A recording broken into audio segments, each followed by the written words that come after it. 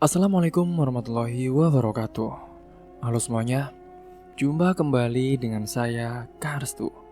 Apa kabar kalian semua? Semoga kalian selalu sehat, baik, dan tentunya dimudahkan segala urusannya oleh Tuhan Yang Maha Esa. Amin amin ya rabbal alamin. Oke, seperti biasa, kali ini Kang Restu akan menceritakan sebuah kisah horor. Jadi bagi kalian yang baru bergabung, jangan lupa klik tombol subscribe-nya. Klik juga lonceng notifikasinya serta like video ini agar kalian tidak ketinggalan cerita-cerita terbaru dan menarik dari channel kami. Oke, terima kasih. Dan langsung saja tanpa berlama-lama lagi. Ini dia kisahnya. Pagi itu, suasana di rumah kecil keluarga Pak Lihin dan juga Bu Amah terasa sangat hangat. Aroma wangi nasi yang baru matang menguar dari dapur, bercampur dengan harum teh yang mengepul di atas meja kayu sederhana. Ifah, anak tunggal mereka, sibuk membantu menyiapkan sarapan. Tangannya cekatan mengiris bawang dan juga cabai untuk sambal. Sementara telur di penggorengan mulai berubah warna menjadi keemasan. Bu Amah duduk di bangku kecil di sudut dapur, sesekali memperhatikan anaknya yang dengan lincah menyiapkan makanan. Ifah, gak usah repot-repot, Duk. Kamu cukup goreng tempe saja sudah cukup, ucapnya dengan nada lembut. Tidak apa-apa, Bu. Kan nanti siang kita mau pergi ke pernikahan Kak Lela.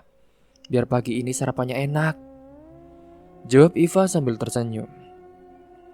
Pak Lihin yang baru saja selesai mandi keluar dari kamar, mengenakan sarung dan juga kaos lengan panjangnya yang sudah agak lusuh. Usianya sudah lebih dari 60 tahun. Kulitnya mulai keriput tapi sorot matanya tetap hangat. Wah, masak apa ini? Harum sekali, Fah, katanya sambil mendekati meja makan. Iva tertawa kecil. Masak ini, Pak. Bapak sudah lapar ya? Sabar ya, Pak. Sebentar lagi matang, ujarnya sambil membalik telur goreng di wajahnya. Keluarga mereka hidup sederhana. Rumah mereka berdiri di atas tanah sendiri. Meski kecil tapi terasa nyaman dan juga penuh kehangatan. Iva sudah bekerja di pabrik garmen sejak lulus SMA untuk membantu perekonomian keluarga. Ia tahu kedua orang tuanya sudah tak sekuat dulu. Mereka sempat bertahun-tahun bekerja di kebun, menanam sayuran dan juga buah-buahan untuk dijual di pasar. Tapi kini tak lagi sesering dulu, karena fisik mereka sudah mulai rentah. Pagi itu pun Bu Amanah dan Pak Lihin sengaja tidak pergi ke kebun untuk bekerja. Mereka ingin bersiap beristirahat untuk acara pernikahan keponakan mereka, yaitu Lela yang akan berlangsung siang nanti. Iva pun mengambil cuti dari pekerjaannya agar bisa menemani orang tuanya ke acara tersebut.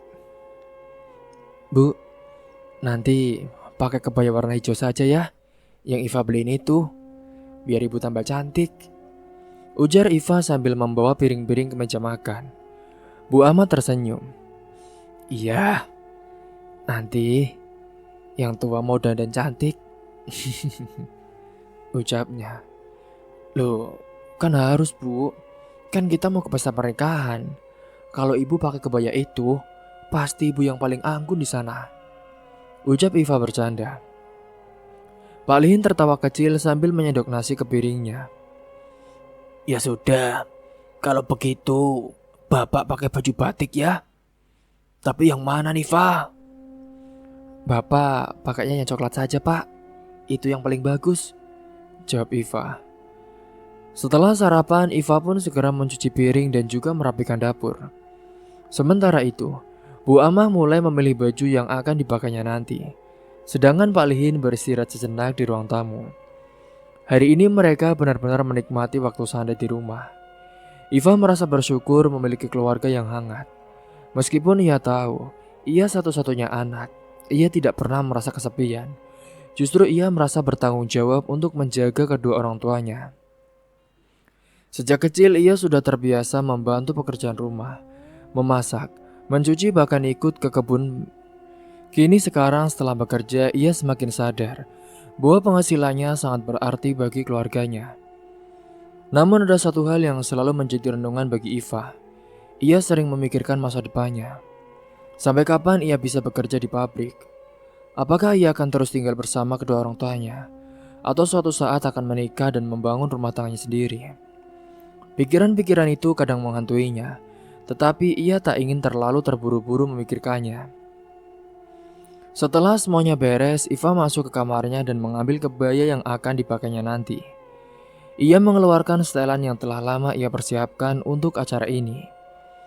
Dirabanya kain kebaya berwarna ungu muda itu, lembut dan juga indah. Ini adalah kebaya pertama yang ia beli dengan uang hasil keringatnya sendiri. Iva tersenyum kecil, membayangkan bagaimana nanti ia dan orang tuanya akan berangkat bersama ke pernikahan Lela. Ia tahu momen seperti ini tidak sering terjadi, jadi ia ingin menikmatinya sebaik mungkin. Sementara itu di ruang tamu, Pak Lin menyandarkan tubuhnya di kursi kayu, menikmati hembusan angin pagi yang masuk lewat jendela. Bu Ama duduk di sampingnya, tangannya sibuk merapikan kerudung yang nanti akan dipakainya. Pak, Iva sudah besar ya Pak? Iya Bu, sudah 20 tahun.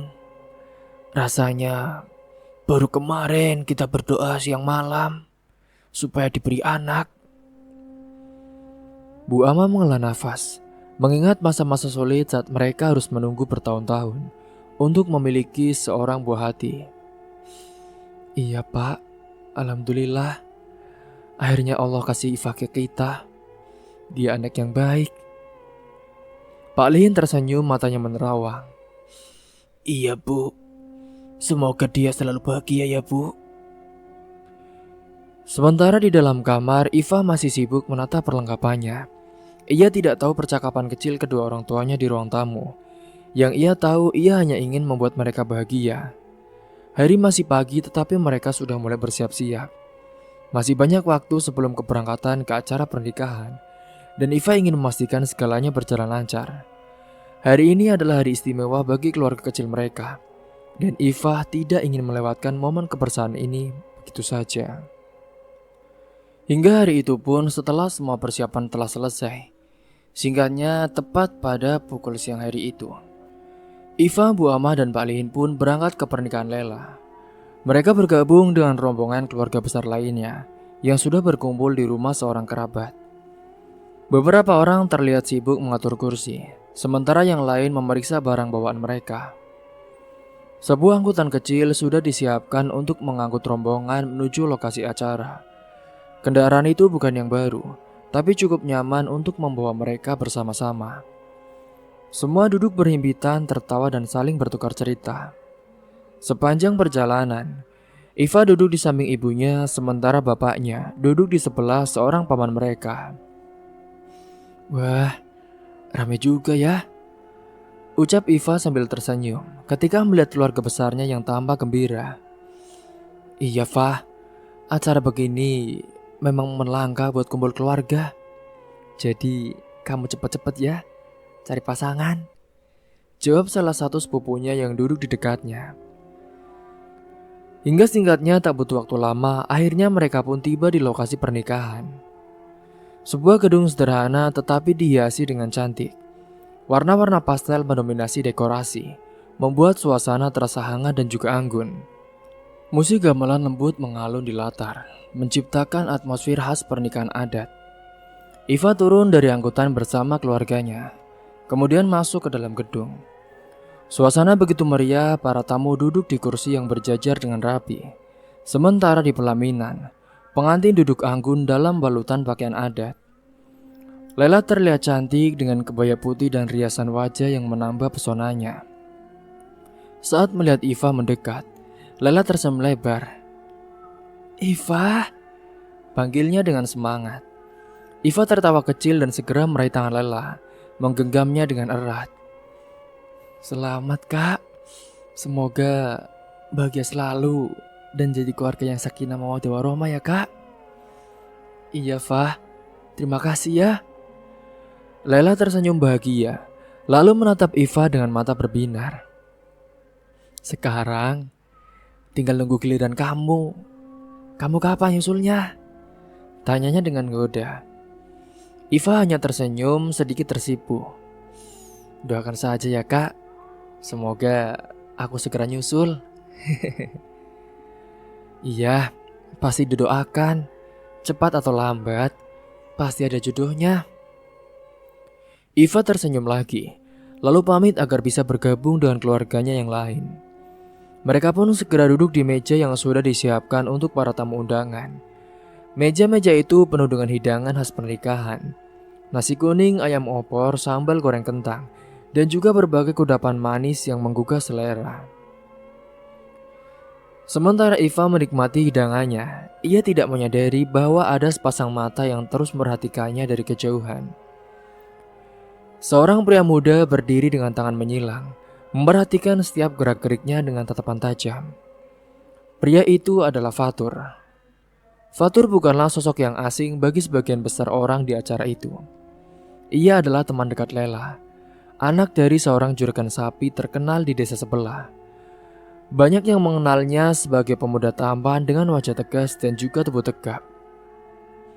Namun di balik wajah rupawanya, ia juga dikenal sebagai sosok yang arogan, keras kepala dan juga terbiasa mendapatkan apapun yang ia inginkan. Ia seringkali merasa kegantengan.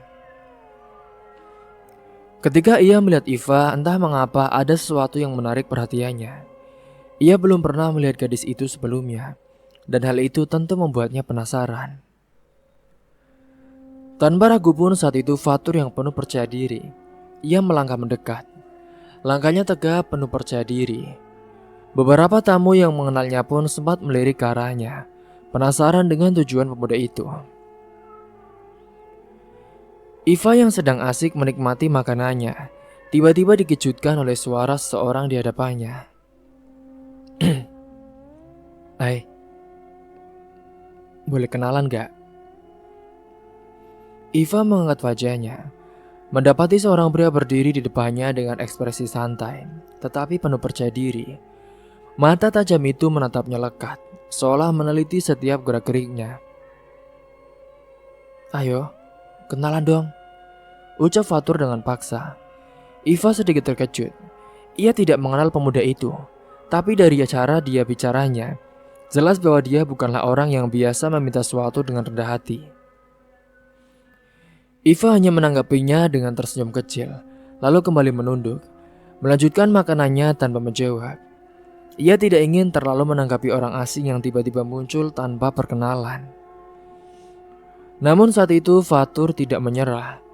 Ia menarik kursi di seberang Iva dan duduk dengan santai, seolah tidak peduli dengan ekspresi heran dari orang-orang di sekitarnya. Sombong banget sih, aku ajak kenalan kok cuma diam. Kamu siapa? Kok aku baru lihat kamu di sini?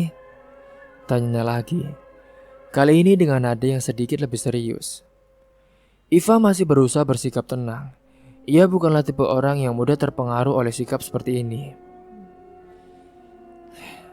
Saya Iva, saudara dari Lela. Oh, saudaranya. Nama yang bagus sih Iva. Fatur mau pelan lalu menyandarkan punggungnya ke kursi. Iva pun tidak menjawab lagi saat itu. Ia hanya melanjutkan makannya. Namun di dalam hati ia merasa sedikit tidak nyaman. Pria ini memiliki aura yang berbeda. Ada sesuatu dalam caranya berbicara dan juga bertindak yang membuatnya merasa tidak nyaman. Sementara itu dari kejauhan, beberapa saudara Iva pun memperhatikan kejadian itu dengan tatapan penasaran. Beberapa bahkan mulai berbisik-bisik membicarakan siapa pria itu dan mengapa dia tiba-tiba tertarik mendekati Iva. Sementara ayahnya Pak Lihin yang sedang berbincang dengan beberapa kerabat juga mulai menyadari sesuatu yang tidak biasa. Ia melihat Iva sedang berbicara dengan seorang pemuda yang tidak ia kenal. Alisnya sedikit berkebut, mencoba mengenali siapa anak muda itu. Bu Amma yang juga melihat kejadian itu, ia pun hanya menghela nafas pelan. Ia tidak ingin terlalu cepat berasumsi, tetapi naluri seorang ibu membuatnya sedikit waspada. Aku teman Lela. Kamu sudah lama tinggal di sini? Tanya Fatur lagi. Iva merasa ini sudah mulai sedikit melewati batas. Ia tidak suka diinterogasi oleh seorang yang baru dikenalnya, terutama dengan cara yang terasa seperti seorang yang terbiasa mendapatkan apapun yang ia mau. "Maaf ya, aku harus membantu ibu saya tuh," jawab Iva dengan sopan lalu bangkit dari kursinya. Fatur menatapnya dengan ekspresi sedikit terkejut. Mungkin tidak menyangka dia akan ditinggalkan begitu saja. Sialan, cuek banget tuh cewek. Belum tahu apa ya, kalau gue ini anak dari orang terkaya di desa ini. Iva yang tidak peduli, ia pun berjalan menuju meja lain, mencari ibunya yang sedang berbicara dengan beberapa keluarga mereka. Fatur yang hanya dia menatap punggung Iva yang berjalan menjauh. Bibirnya sedikit menyeringai. Ia merasa tertantang. Sementara itu dari kejauhan, Lela yang melihat kejadian itu pun hanya tersenyum kecil. Dalam hatinya ia sudah bisa menebak bahwa pertemuan ini mungkin akan menjadi awal dari sesuatu yang lebih besar. Namun bagi Iva kejadian ini hanya sebuah pertemuan biasa. Ia tidak ingin berpikir terlalu jauh, karena yang lebih penting baginya saat ini adalah keluarganya. Masalah jodoh, tentu saja ia akan mencari tapi tidak terlalu cepat juga. Dia juga ingin mencari lelaki yang benar-benar soleh, baik dan bisa membimbing keluarganya nanti. Singkat cerita, setelah pernikahan itu, hari-hari Iva kembali seperti biasa. Ia bangun pagi untuk membantu orang tuanya, lalu bersiap untuk bekerja di pabrik garmen. Tidak ada yang berubah dalam kesehariannya, tetapi tanpa ia sadari, seseorang yang terus menarik perhatiannya padanya, Fatur. Fatur sejak pertemuan pertama mereka di pernikahan Lela. Ia merasa semakin penasaran dengan Iva. Ada sesuatu dalam diri gadis itu yang berbeda dari perempuan-perempuan lain yang pernah ia kenal atau pernah ia dekati. Biasanya jika ia menunjukkan ketertarikan, gadis-gadis akan langsung memberikan respon atau bahkan dengan senang hati menerima ajakannya untuk sekedar mengobrol atau terus jalan bersama. Tapi Iva justru menghindarinya. Rasa penasaran itulah yang semakin menjadi-jadi. Ia mulai mencari cara agar bisa lebih dekat dengan Iva. Dan satu-satunya orang yang bisa membantunya, dia adalah Lela. Sejak hari itu pun Fatur mulai sering menghubungi Lela. Hampir setiap hari ada saja pesan atau panggilan masuk darinya menanyakan tentang Iva. "Lela, Iva tuh orangnya gimana sih? Dia kerja di mana? Pulang jam berapa? Oh iya, dia udah punya pacar belum?" Selalu saja bertanya. Awalnya Lela hanya menanggapinya dengan santai. Ia sudah cukup mengenal Fatur dan tahu betul bagaimana sifatnya. Suaminya pun tidak mengapa melihat itu semua, karena menurutnya siapa tahu Fatur adalah jodoh dari Iva. Walaupun Fatur adalah anak orang kaya dan juga tampan, sifat arogan dan juga playboynya sering membuat banyak orang enggan berurusan dengannya. Hingga singkatnya suatu hari saat mereka berbincang lewat telepon, Fatur semakin terang-terangan. "Lela, kasih tahu aku alamat rumahnya Iva dong." "Ya, emangnya mau buat apa sih Tur? Ah, aku mau ke sana, mau ketemu dia langsung, pengen mengenal dengan dia, terus orang tuanya," jawab Fatur dengan santai, seolah itu adalah hal yang biasa. Lela menghela nafas. "Tapi aku gak bisa langsung kasih tahu kamu, Tur. Aku harus tanya Iva dulu. Lagian, dia tuh bukan tipe cewek yang gampang didekati kayak yang lain."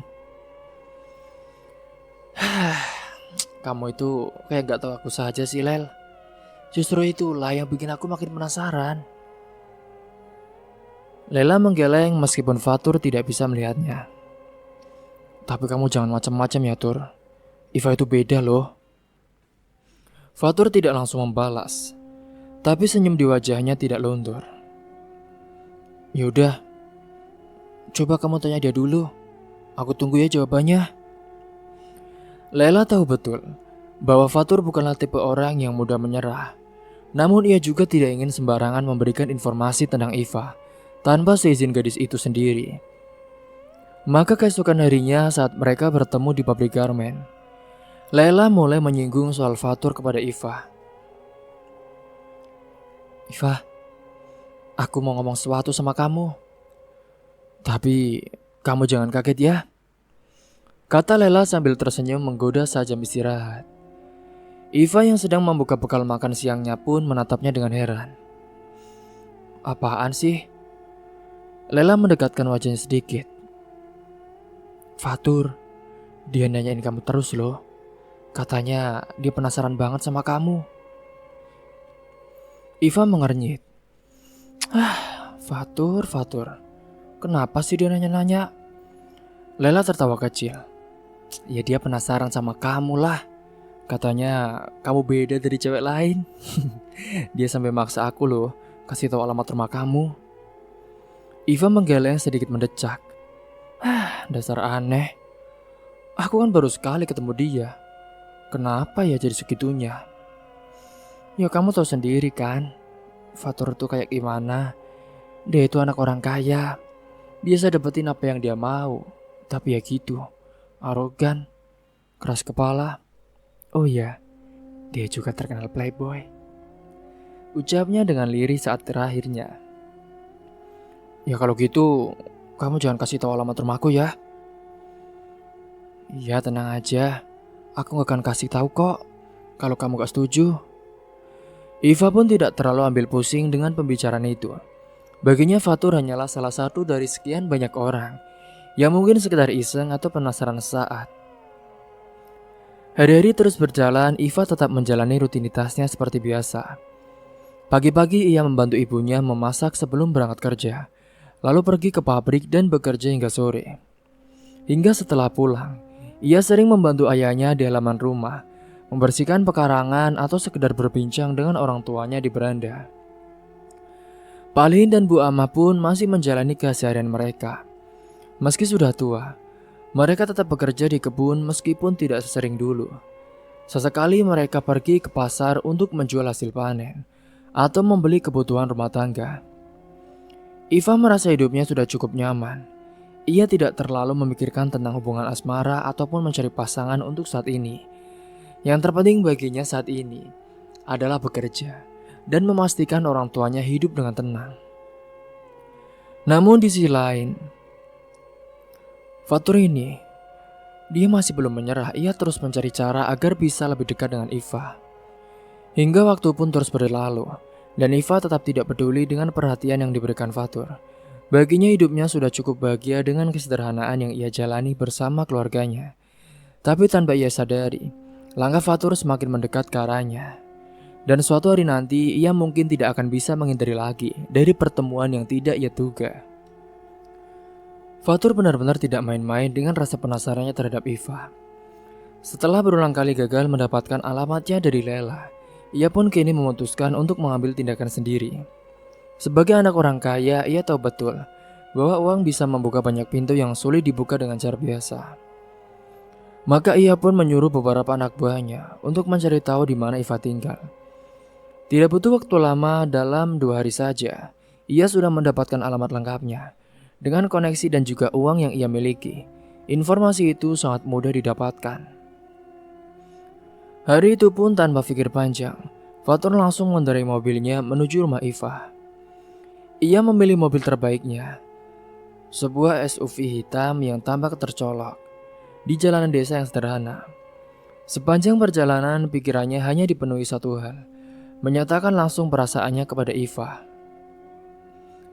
Ketika mobilnya akhirnya berhenti di depan rumah Iva, ia turun dengan penuh percaya diri.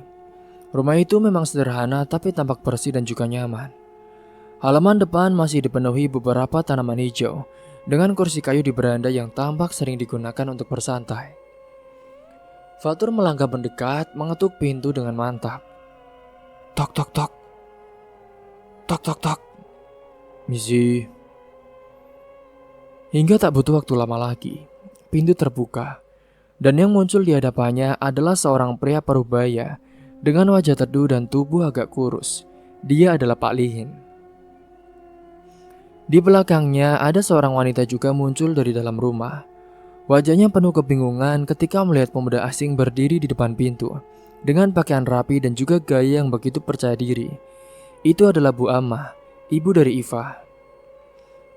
Palihin mengernyit menatap pemuda yang belum pernah ia kenal sebelumnya. Iya nak, ada keperluan apa? Tanyanya dengan suara ramah tapi penuh kewaspadaan. Fatur tersenyum berusaha tampil sopan. Ia tahu bahwa kesan pertama sangat penting. Gini Pak, perkenalkan Pak, Bu, saya Fatur, teman dari Lela. Sepertinya Bapak dan Ibu juga pernah melihat saya waktu acara pernikahan itu. Jadi saya datang ke sini karena ingin bertemu dengan Iva.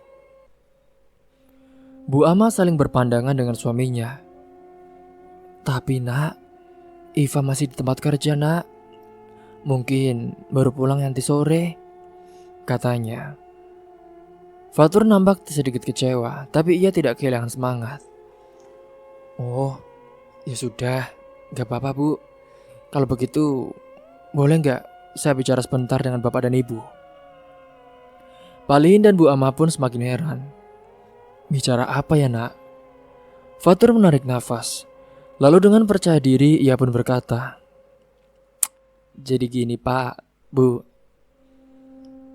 Saya suka sama Iva Pak, Bu. Dan saya ingin melamarnya. Gimana? Ucapnya dengan pedenya. Hening sejenak saat itu. Palihin dan Bu Ama saling berpandangan dengan ekspresi kaget. Tidak pernah mereka menyangka akan mendengar hal seperti ini dari seorang pemuda yang bahkan baru pertama kali mereka temui dan mereka ajak bicara. Melihat mereka diam, Fatur pun melanjutkan. Saya tahu ini mendadak, tapi saya serius loh Pak, Bu.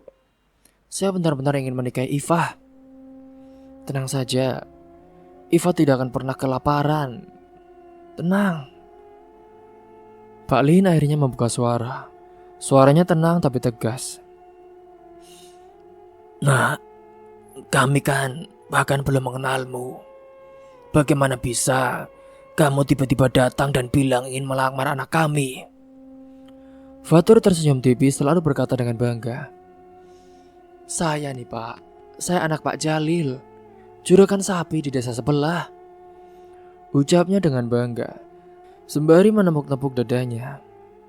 Palin dan Bu Ama pun tentu tahu siapa Pak Jalil.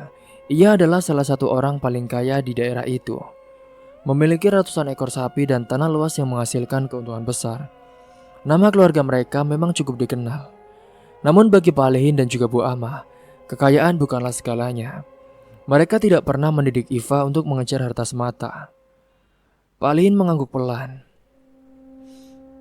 Oh, jadi kamu anak Pak Jalil.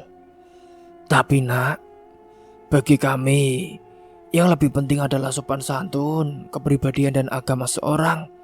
Bukan hanya soal kaya atau tidak. Iya Fatur, Ibu juga tidak bisa memutuskan sendiri. Semua keputusan tetap ada di tangan Iva.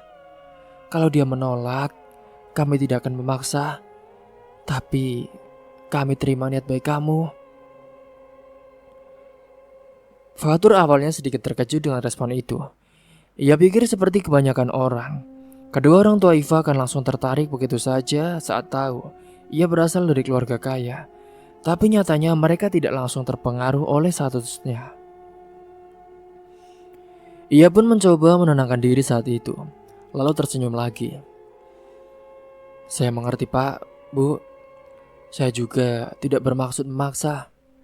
Tapi kalau boleh, saya ingin bertemu langsung dengan Iva ya, untuk menyampaikan ini sendiri. Saya akan berusaha agar Iva mau. Palihin menghela nafas, ia bisa melihat bahwa pemuda di depannya memang bersungguh-sungguh, meskipun ada kesan angkuh dalam caranya berbicara. Baiklah nak, terserah Iva nanti ya. Kalau dia mau bertemu denganmu silakan. Tapi kalau tidak, kamu jangan memaksa. Baik Pak, saya akan menunggu jawaban dari Iva. Setelah mengucapkan salam, Fatur pun pergi. Ia kembali ke mobilnya dengan perasaan campur aduk. Di satu sisi ia merasa kagum dengan keluarga Iva yang tidak silau dengan hartanya. Di sisi lain ia juga merasa semakin tertantang. Saat itu juga ia pun memutuskan dalam hati, ia tidak akan menyerah begitu saja. Sementara itu setelah Fatur pergi, Pak Lin dan Bu Ama masih duduk di beranda, membicarakan kejadian yang baru saja terjadi. Pak, bagaimana menurutmu, Pak? Anaknya memang kaya, Bu. Tapi ada sesuatu dalam caranya bicara yang membuatku ragu. Seperti seseorang yang biasa terlalu manja, Bu. Ibu juga merasa begitu, Pak. Tapi kan kita tidak bisa memutuskan sepihak. Kita harus bertanya dulu pada Iva. Hingga singkat cerita, sore harinya ketika Iva pulang kerja, ia pun langsung disambut dengan wajah serius oleh kedua orang tuanya. Iva, tadi ada tamu yang datang, kata Bu Ama perlahan. Iva mengernyit. Tamu? Siapa, Bu? Fatur, dia datang ke sini dan bilang dia ingin melamarmu. Mata Iva langsung membesar. Apa? Melamar? Bu Ama mengangguk. Iya nak, dia bicara dengan percaya diri. Bilang dia suka sama kamu dan ingin menikah dengan kamu. Tapi tentu saja kami tidak memberi jawaban apa-apa. Semua tetap keputusanmu nak. Iva terdiam, ia benar-benar tidak menyangka bahwa Fatur akan sejauh ini. Ia pun lalu menggeleng lalu tertawa kecil. Orang itu memang keterlaluan. Baru sekali bertemu, sudah berani melamar. Dia pikir semua orang bisa langsung menerima begitu saja kali ya. Hanya karena dia anak orang kaya. Sudahlah nak. Jadi gimana? Bagaimana menurutmu? Apa kamu ingin bertemu dengannya dan berbicara sendiri? Lagian nak, siapa tahu kan dia bisa berubah. Coba kamu dekat saja sama dia dulu. Cocok atau enggaknya urusan nanti. Ya. Iva menghela nafas panjang. Hatinya sudah punya jawaban.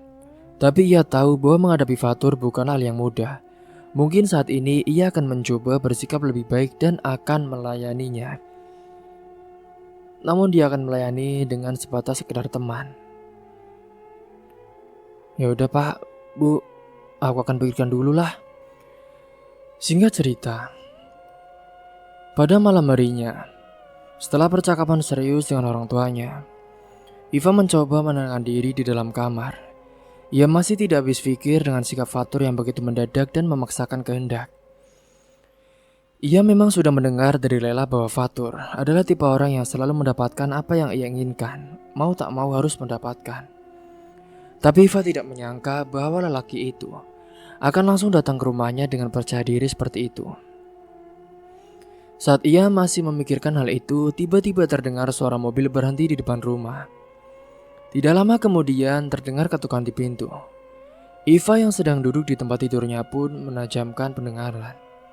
Sementara Pak Lin yang baru saja hendak beristirahat pun, ia terpaksa berjalan ke depan untuk melihat siapa tamu malam-malam begini. Ketika pintu dibuka, terlihat Fatur berdiri dengan membawa beberapa kantong plastik besar. Dari aroma yang tercium, jelas itu adalah makanan. Mungkin dari restoran mahal di kota.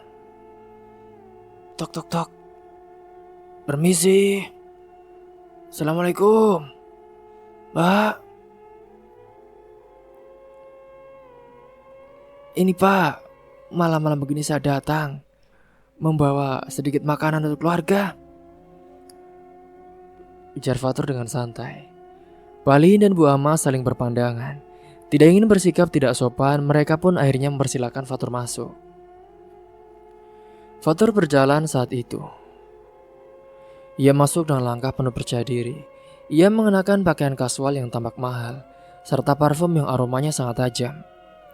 Begitu duduk di kursi ruang tamu, ia melebarkan kakinya tanpa sopan.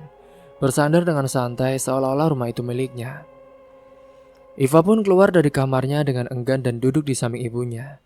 Ia hanya menatap Fatur tanpa banyak bicara. Dengan nada percaya diri, Fatur mulai berbicara.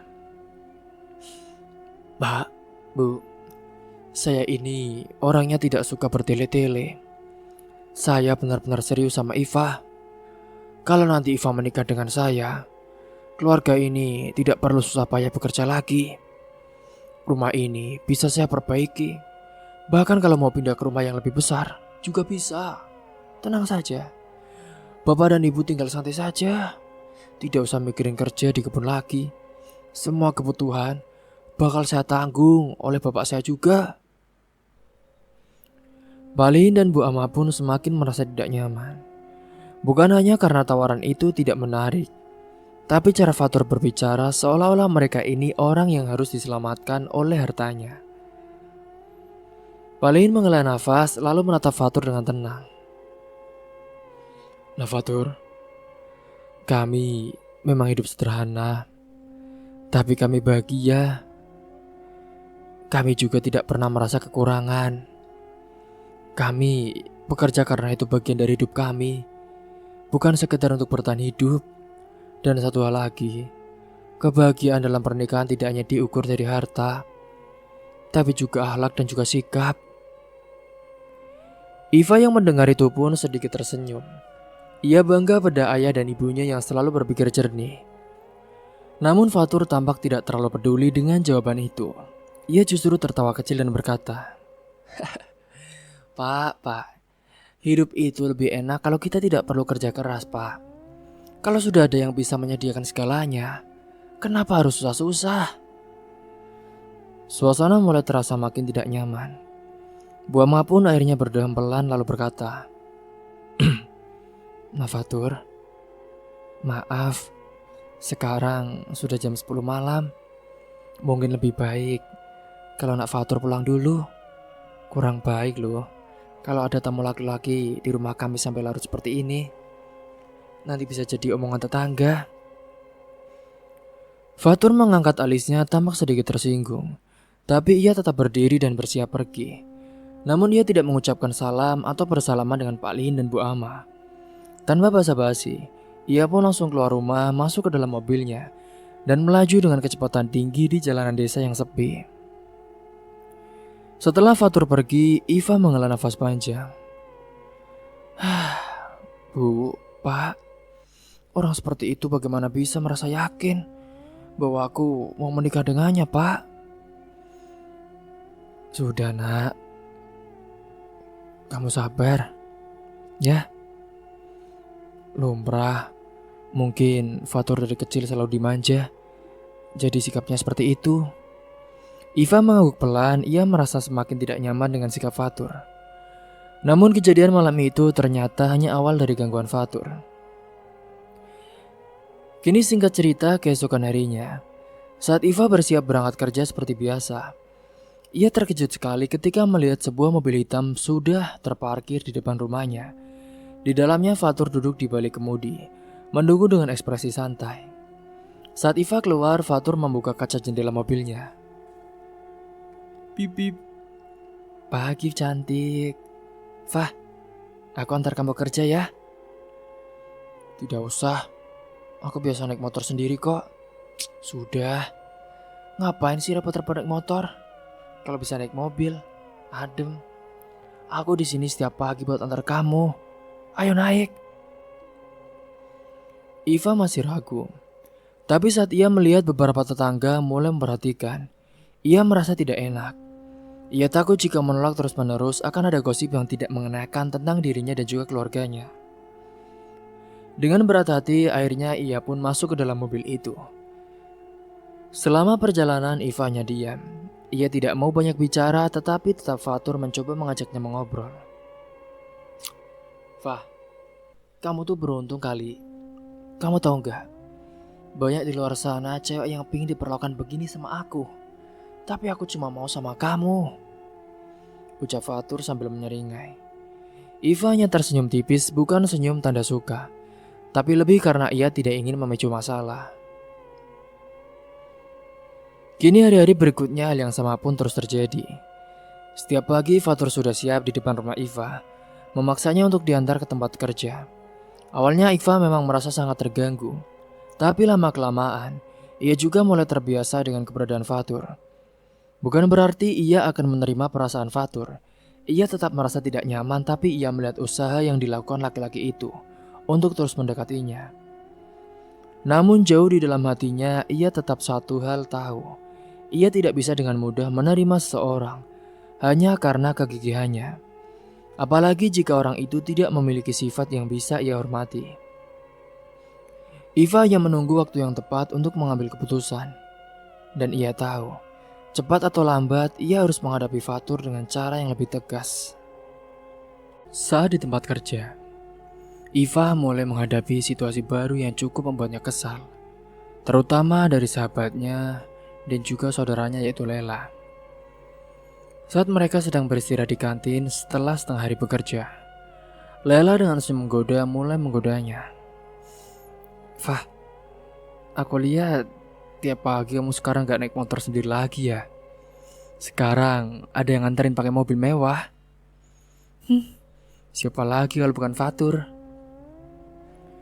Iva yang sedang menyendok nasi ke mulutnya hanya bisa mendesah. Udahlah kak, jangan mulai. Tapi serius Fah, gimana sih perasaanmu dijemput cowok kayak tiap pagi?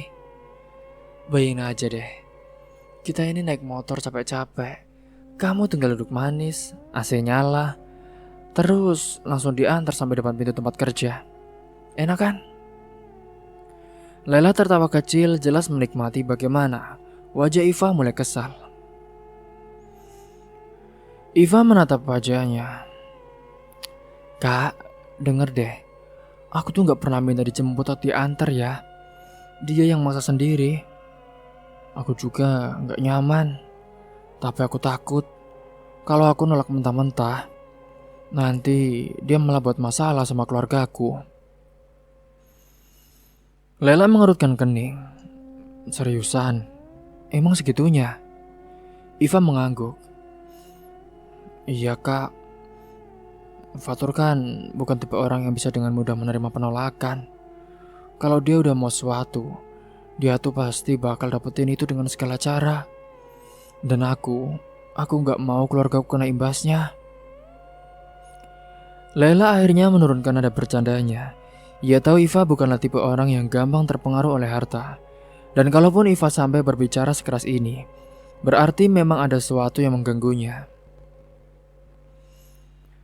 Sementara di sisi lain di rumahnya yang besar dan juga mewah, Fatur menjalani kehidupan yang benar-benar bertolak belakang dengan Iva. Sehari-hari kegiatan Fatur tidak jauh dari makan, tidur, nongkrong dan juga menghamburkan uang.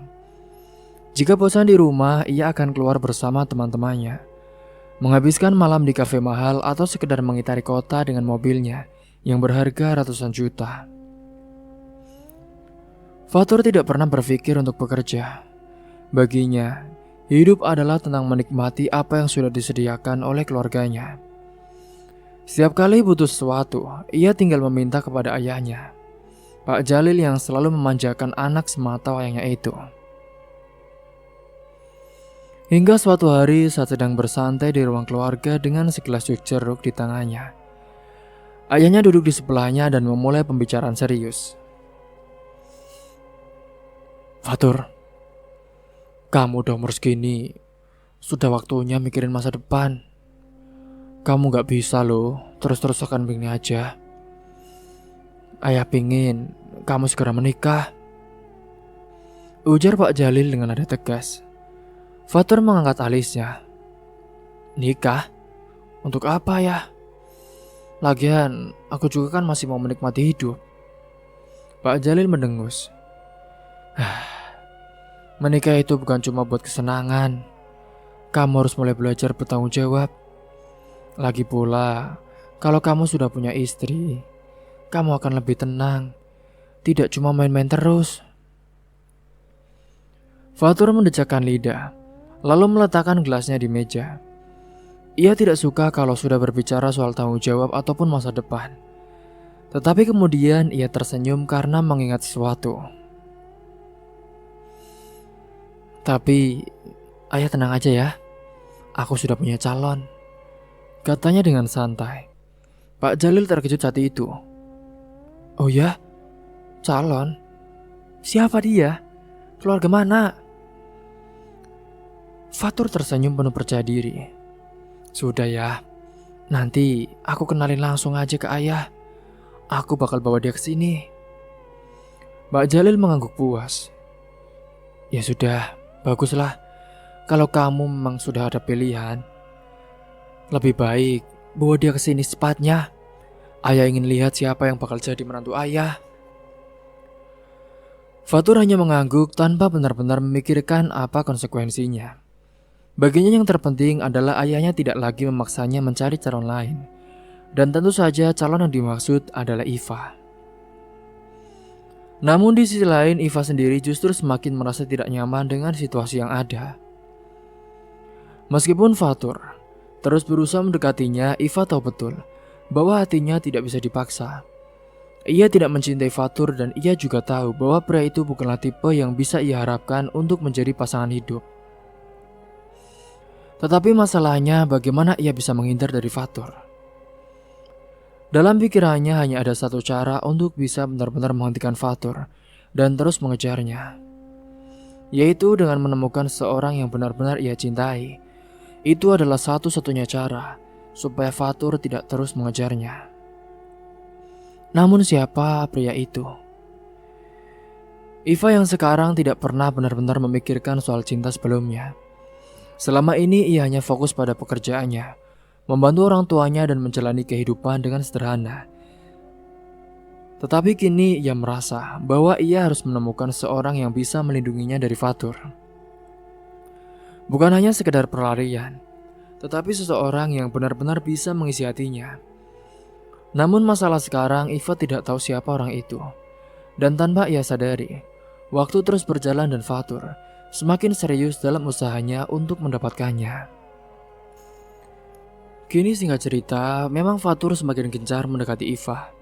Seakan tidak ada hari tanpa dirinya muncul di hadapan gadis itu. Setiap pagi ia masih setia menunggu di depan rumah Iva, siap mengantarkan gadis itu ke tempat kerja.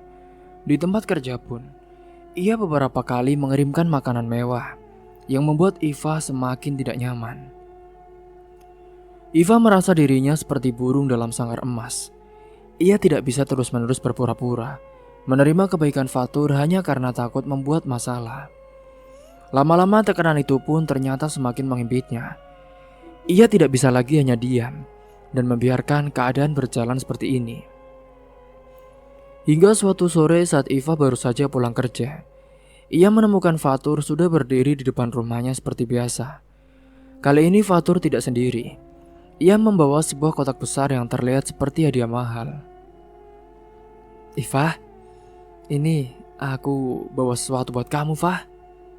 Aku yakin kamu pasti suka, katanya dengan nada percaya diri. Iva menghela nafas panjang. Ia tidak ingin lagi berlama-lama berada dalam situasi ini. Sudah terlalu sering ia membiarkan Fatur mendominasi keadaan. Dan kali ini ia merasa sudah waktunya untuk mengambil sikap tegas. Dengan tatapan tajam, Iva menatap Fatur dan berkata dengan lantang. Fatur, cukup ya. Aku gak bisa terus begini. Aku harus jujur sama kamu. Fatur menaikkan alisnya, seolah tidak mengerti maksud perkataan Iva. Maksud kamu apa, Fah? Kamu ngomong apa? Iva mengatur nafasnya sebelum melanjutkan. Aku tidak mencintai kamu, Fatur. Dan aku juga gak bisa pura-pura terus untuk menerima perhatian dari kamu, karena hatiku sudah memilih orang lain. Perkataan itu pun bagaikan petir saat itu. Ekspresi percaya dirinya langsung pudar dari Fatur, berganti dengan keterkejutan dan juga kemarahan yang tertahan. Apa maksud kamu, Fah? Apa maksud kamu? Tanyanya dengan nada lebih serius. Iva tidak bergeming. Aku sudah punya calon sendiri. Dan aku akan menikah dengan Aldan.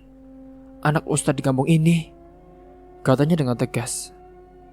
Dia berucap seperti itu adalah sebuah ucapan supaya Fatur tidak mengejarnya.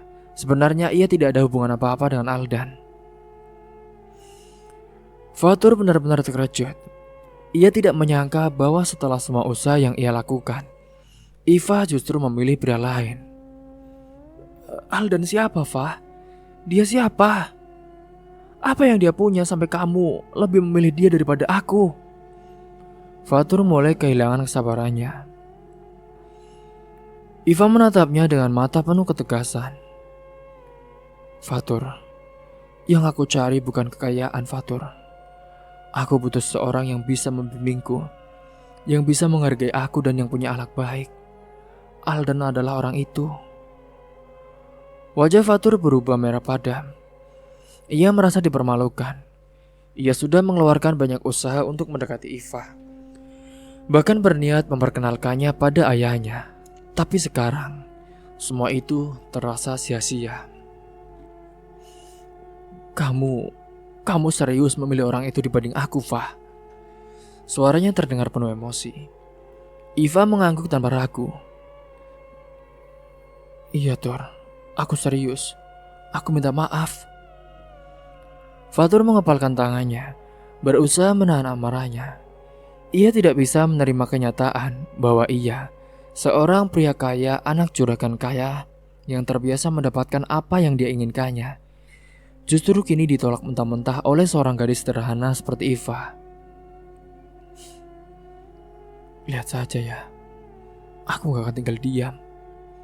Aku sudah berusaha sejauh ini, dan aku gak terima kalau semuanya berakhir seperti ini, kata Fatur dengan dingin. Iva tetap berdiri tegak, tidak menunjukkan ketakutan sedikit pun. Silakan saja, Fatur, tapi aku sudah mengambil keputusan. Aku harap kamu bisa menerima itu dengan baik. Fatur menatap Iva tajam, lalu tanpa berkata lagi, ia berbalik dan melangkah pergi dengan mobilnya, melaju dengan kencang meninggalkan rumah Iva, meninggalkan perasaan penuh kemarahan dan juga kekecewaan di dalam dirinya. Iva menghela nafas panjang. Ia tahu bahwa ini pasti bukan akhir dari masalahnya. Karena Fatur pastilah tidak akan mudah menyerah. Namun setidaknya untuk pertama kalinya ia merasa lebih tenang karena telah menyatakan isi hatinya dengan jujur. Kini ia hanya bisa berharap bahwa keputusannya akan membawanya ke arah yang lebih baik. Meskipun ia tahu bahwa perjalanan ini belum selesai. Setelah meninggalkan rumah Iva saat itu, di sisi lain Fatur mengemudikan mobilnya yang dengan kecepatan tinggi. Amarah menguasai dirinya, tangannya mencengkram setir dengan erat. Rahangnya mengeras, dan dadanya naik turun penuh emosi. Penolakan Iva benar-benar membuatnya terbakar. Hingga sampainya di rumah, ia pun langsung naik ke kamarnya. Dan tanpa berpikir panjang, ia mengamuk. Barang-barang yang ada di meja dilempar, vas bunga pecah berhamburan di lantai. Kursi terjungkal, bahkan layar televisi pun terkena pukulannya hingga retak. Apaan ini? Aku, Fatur Jalil, ditolak. Aku gak pernah ditolak seumur hidupku. Sialan, teriaknya dengan marah. Dadanya bergemuruh penuh kebencian. Selama ini semua yang ia inginkan selalu bisa ia dapatkan dengan mudah. Uang, mobil, wanita, tidak ada yang bisa menolak pesonanya. Tapi kenapa saat ia benar-benar mencintai seorang, Iva, seorang gadis sederhana yang hidupnya berkali-kali lipat lebih rendah darinya, justru berani menolak dirinya mentah-mentah, bahkan mempermalukannya. Bukan hanya menolak, tapi juga memilih anak ustadz, Aldan, seorang lelaki kampungan yang tidak punya harta, tidak punya kekuasaan, tapi justru lebih dipilih oleh Iva dibanding dirinya. Fatur meremas rambutnya sendiri. Ia tidak bisa terima. Kalau cara halus gak bisa, aku gak akan segan pakai cara kasar. Desisnya penuh dendam. Pikiran jahat pun mulai memenuhi kepalanya. Kalau Iva tidak bisa dimiliki dengan cara baik-baik, maka ia akan memastikan bahwa gadis itu tidak akan bahagia dengan laki-laki lain. Ia duduk di tepi ranjang mengatur nafasnya yang masih memburu. Lalu ia pun segera mengambil ponselnya dan mulai mengetik pesan kepada salah satu anak buahnya. Cari tahu tentang Aldan. Aku mau tahu semuanya tentang dia. Sekecil apapun informasinya, aku mau tahu. Tak lama kemudian ada balasan di ponselnya. Siap bos, saya segera cari informasi tentang dia. Fatur tersenyum sinis. Jika Aldan adalah penghalang, maka ia akan menyingkirkannya. Di sisi lain, Iva juga duduk termenung di kamarnya, memikirkan kejadian tadi. Jantungnya masih berdebar kencang. Ia tahu keputusannya untuk berbohong soal Aldan bisa membawa masalah. Tapi saat itu, ia tidak punya pilihan lain. Ia hanya ingin menghentikan Fatur. Namun sekarang setelah semuanya telah terjadi, ia juga mulai khawatir. Bagaimana jika Fatur nantinya malah benar-benar melakukan sesuatu pada Aldan? Bagaimana jika Aldan yang bahkan tidak tahu apa-apa ikut terseret dalam masalah ini? Iva hanya memejamkan mata dan menghela nafas panjang. Ia harus mencari cara untuk membereskan semua ini sebelum keadaan semakin memburuk. Sementara itu di rumah Aldan, pemuda itu sedang bersiap-siap untuk berangkat ke masjid ketika salah seorang temannya datang dengan wajah penuh kekhawatiran. Dan, Aldan, kamu tahu gak? Ada orang-orang yang kayaknya lagi cari info tentang kamu. Cari info? Emangnya maksud kamu apa? Ya aku gak tahu pasti sih. Tapi yang jelas, mereka bukan orang sembarangan. Mereka kayak orang suruhan gitu. Aldan semakin bingung. Ia bukan orang yang suka cari masalah. Selama ini hidupnya sederhana, hanya mengurus masjid, mengajar anak-anak mengaji dan membantu orang tuanya. Lalu kenapa tiba-tiba ada orang yang mencari informasi tentang dirinya? Ia tidak tahu bahwa kini ia telah menjadi target dari seorang yang dipenuhi dendam. Sementara di rumahnya, Fatur duduk di ruang tamu dengan ekspresi yang dingin, menunggu laporan dari anak buahnya. Tidak butuh waktu lama sebelum seseorang mengetuk pintu dan masuk dengan penuh hormat. Bos, kami sudah dapat info tentang Aldan. Fatur melirik anak buahnya dengan tatapan tajam. Bagus, ceritakan semuanya. Anak buahnya mengangguk. Ternyata benar bos, Aldan itu anak dari seorang ustadz yang sangat dihormati di kampungnya. Dia juga mengajar mengaji di masjid. Hidupnya sih sederhana bos, dan dia gak banyak tingkah. Orang-orang banyak kenal karena dia orang baik. Jadi dia memang malaikat kecil ya. Fatur mencibir dengan katanya dengan penuh sindiran. Tapi bos, ada satu hal menarik. Menarik? Apa? Anak buahnya ragu sejenak sebelum dirinya mengatakan, sebenarnya bos, dia dan Iva, kata orang-orang gak ada hubungan apa-apa. Kami sudah tanya-tanya bos, dan mereka semua bilang kalau Aldan gak pernah menyebut Iva sebagai calon istrinya. Mata Fatur langsung membelalak. Apa? Sepertinya Iva hanya mengatakan itu untuk menghindari bos. Fatur terdiam lalu tiba-tiba tertawa kecil. Tapi tawanya penuh kemarahan yang tertahan. Tapi dia bohong. Kalau dia cuma cari alasan biar gue berhenti ngejar dia. Untuk apa ya?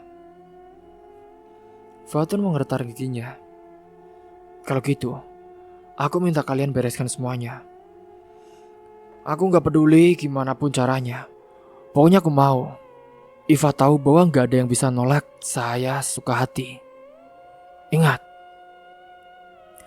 Anak buahnya pun mengangguk patuh. Di saat yang sama Iva semakin gelisah. Ia merasa ada sesuatu yang tidak beres. Dan ternyata firasatnya benar. Fatur tidak akan tinggal diam. Ia akan melakukan segala cara untuk memastikan bahwa Iva menyesali keputusannya. Dan kini perang dingin antara mereka pun telah dimulai. Malam itu setelah selesai sholat isya di masjid singkatnya, Iva berjalan pulang dengan langkah santai. Hawa malam yang sejuk membuatnya sedikit tenang. Meskipun pikirannya masih dipenuhi berbagai hal tentang Fatur Ia sadar bahwa penolakannya terhadap pria itu tidak akan begitu saja diterima dengan mudah hingga kapanpun. Ketika ia berjalan hampir sampai di gang menuju rumahnya, ia tak sengaja berpapasan dengan Aldan. Pemuda itu baru saja keluar dari masjid mengenakan baju koko putih dan juga sarung sederhana. Wajahnya terlihat bersih dan teduh di bawah sorotan lampu jalan yang temaram. Iva, kebetulan banget nih. Iya Mas Aldan, ada apa ya? Ini Fah, tadi ibu minta tolong. Katanya Bu Siti lagi sakit. Dia sendirian di rumah, karena kan anak-anaknya lagi di luar kota.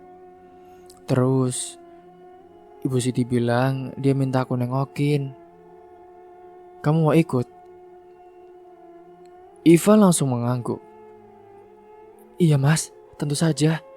Kasihan juga Bu Siti kalau sendirian. Aku ambil sesuatu dulu ya Mas di rumah, buat dibawain. Iya, aku tunggu di depan gang saja ya. Iva bergegas masuk ke rumah dan mengambil beberapa buah serta roti yang bisa diberikan untuk Bu Siti. Tak lama kemudian ia pun keluar lagi dan berjalan bersama Aldan menuju rumah wanita sepuh itu. Namun di tempat yang sedikit lebih jauh, tanpa mereka sadari, ternyata ada sepasang mata yang sejak tadi memperhatikan mereka dengan penuh amarah. Dia adalah Fatur yang duduk di atas motor besar miliknya, ditemani dua temannya yang ikut dalam perjalanan ke kampung Iva malam ini. Sebenarnya ia datang ke kampung itu hanya untuk memastikan apakah Iva benar-benar menjalin hubungan dengan Aldan atau tidak. Tapi kini dengan matanya sendiri, ia melihat mereka berjalan berdua dalam gelapnya malam. Bagi Fatur ini bukan sekedar kebetulan. Ini adalah bukti bahwa Iva telah berbohong kepadanya. Jadi ini orangnya. Salah satu temannya bertanya sambil menatap tajam ke arah Aldan. Fatur mengangguk pelan. Matanya masih terpaku pada pasangan yang berjalan di depannya. Dia kelihatan cupu. Timbal teman yang lain. Fatur pun menghela nafas panjang, berusaha menahan amarahnya. Gue gak butuh komentar ya. Gue cuma pengen lo berdua kasih dia pelajaran. Tapi apa rencananya ya? Apa? Fatur menyeringnya kecil, wajahnya penuh dendam. Biarin dulu, kita tunggu waktu yang tepat. Teman-temannya tertawa kecil mengerti maksud dari pemimpin mereka. Sementara itu Iva dan Aldan pun sudah sampai di rumah Bu Siti. Mereka mengetuk pintu perlahan dan tak lama saat itu terdengar suara serak dari dalam. Siapa? Bu Siti, ini Iva Bu. Iva sama Aldan. Pintu kayu tua itu pun terbuka perlahan, menampilkan wajah keriput Bu Siti yang terlihat lemah. Ia tersenyum samar ketika melihat ada tamu. Masuk nak, Katanya dengan pelan. Mereka pun masuk ke dalam rumah yang sederhana itu. Iva segera meletakkan buah dan juga roti yang dibawanya di atas meja. Sementara Aldan membantu Bu Siti duduk lebih nyaman. Ibu sakit apa? Tanya Aldan dengan lembut. Entahlah nak. Badannya rasanya pegal semua. Kepala pusing. Gak ada tenaga buat ngapa-ngapain. Jawab wanita tua itu dengan suara lemah. Iva merasa iba. Ya udah Bu, besok aku bawain jamu ya Bu, biar badannya lebih enakan. Gak usah repot-repot, Duk. Ucap Bu Siti dengan tersenyum ramah. Gak repot kok Bu, yang penting ibu bisa cepat sembuh. Lagian ibu kasihan loh, tinggal di rumah sendirian. Jawab Iva dengan tulus. Aldan juga menawarkan bantuan. Iya Bu, kalau ibu butuh bantuan atau sesuatu bisa minta tolong sama saya juga. Jangan segan-segan ya. Bu Siti tersenyum lebih lebar, matanya berkaca-kaca. Kalian anak baik. Mereka berbincang sebentar. menenangkan hati wanita tua itu sebelum akhirnya berpamitan pulang. Namun di luar sana ternyata Fatur sudah memiliki rencana. Setelah memastikan Iva masuk kembali ke rumahnya dengan aman, ia langsung memfokuskan perhatiannya pada Aldan yang berjalan sendirian menuju rumahnya. Fatur menyalakan motornya perlahan, lalu memberi kode kepada teman-temannya. Mereka mengikuti Aldan dari belakang, memastikan pemuda itu masuk ke dalam perangkap mereka. Ketika Aldan melewati gang sepi, tiba-tiba ada motor yang menghadang jalannya. Ia terpaksa berhenti, bingung dengan situasi yang tiba-tiba ini. Lalu dari belakang, suara langkah kaki terdengar mendekat. Aldan pun menoleh dan melihat Fatur sudah berdiri di sana, menatapnya dengan mata penuh kebencian. Kita akhirnya temu juga ya, kata Fatur dengan nada dingin. Aldan tetap tenang meskipun situasi ini jelas tidak menguntungkannya. Anda siapa ya? Ada perlu apa sama saya? Tanya Aldan. Fatur tersenyum tipis dan juga sinis. Lo benar-benar gak tahu gue siapa? Aldan menggeleng. Fatur pun mendecakkan lidahnya. Gue Fatur. Gue cuma mau ngobrol sama lo tentang Iva. Iva? Apa maksudmu? Ucap Aldan mengangkat alisnya. Fatur mengambil langkah maju mendekati Aldan dengan tatapan mengintimidasi. Lo dekat sama Iva kan? Lo mau nikah sama dia?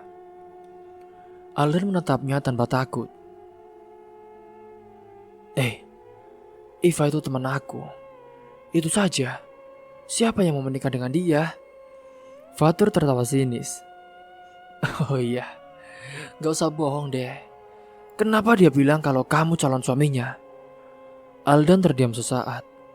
Ia tidak menyangka Iva mengatakan hal seperti itu. Jawab! Suara Fatur meninggi. Emosinya meledak. Aldan pun akhirnya berbicara. Saya nggak tahu ya kenapa Iva bilang begitu. Tapi yang jelas, Iva memang anak yang baik, soleha, cantik. Namun untuk sekarang dia tidak ada hubungan seperti yang kamu pikirkan. Fatur semakin marah. Brengsek Yoda. Jangan bohong. Gue lihat sendiri. Kalian jalan bareng tadi. Kamu jangan salah paham ya. Kamu hanya menjenguk tetangga yang sakit.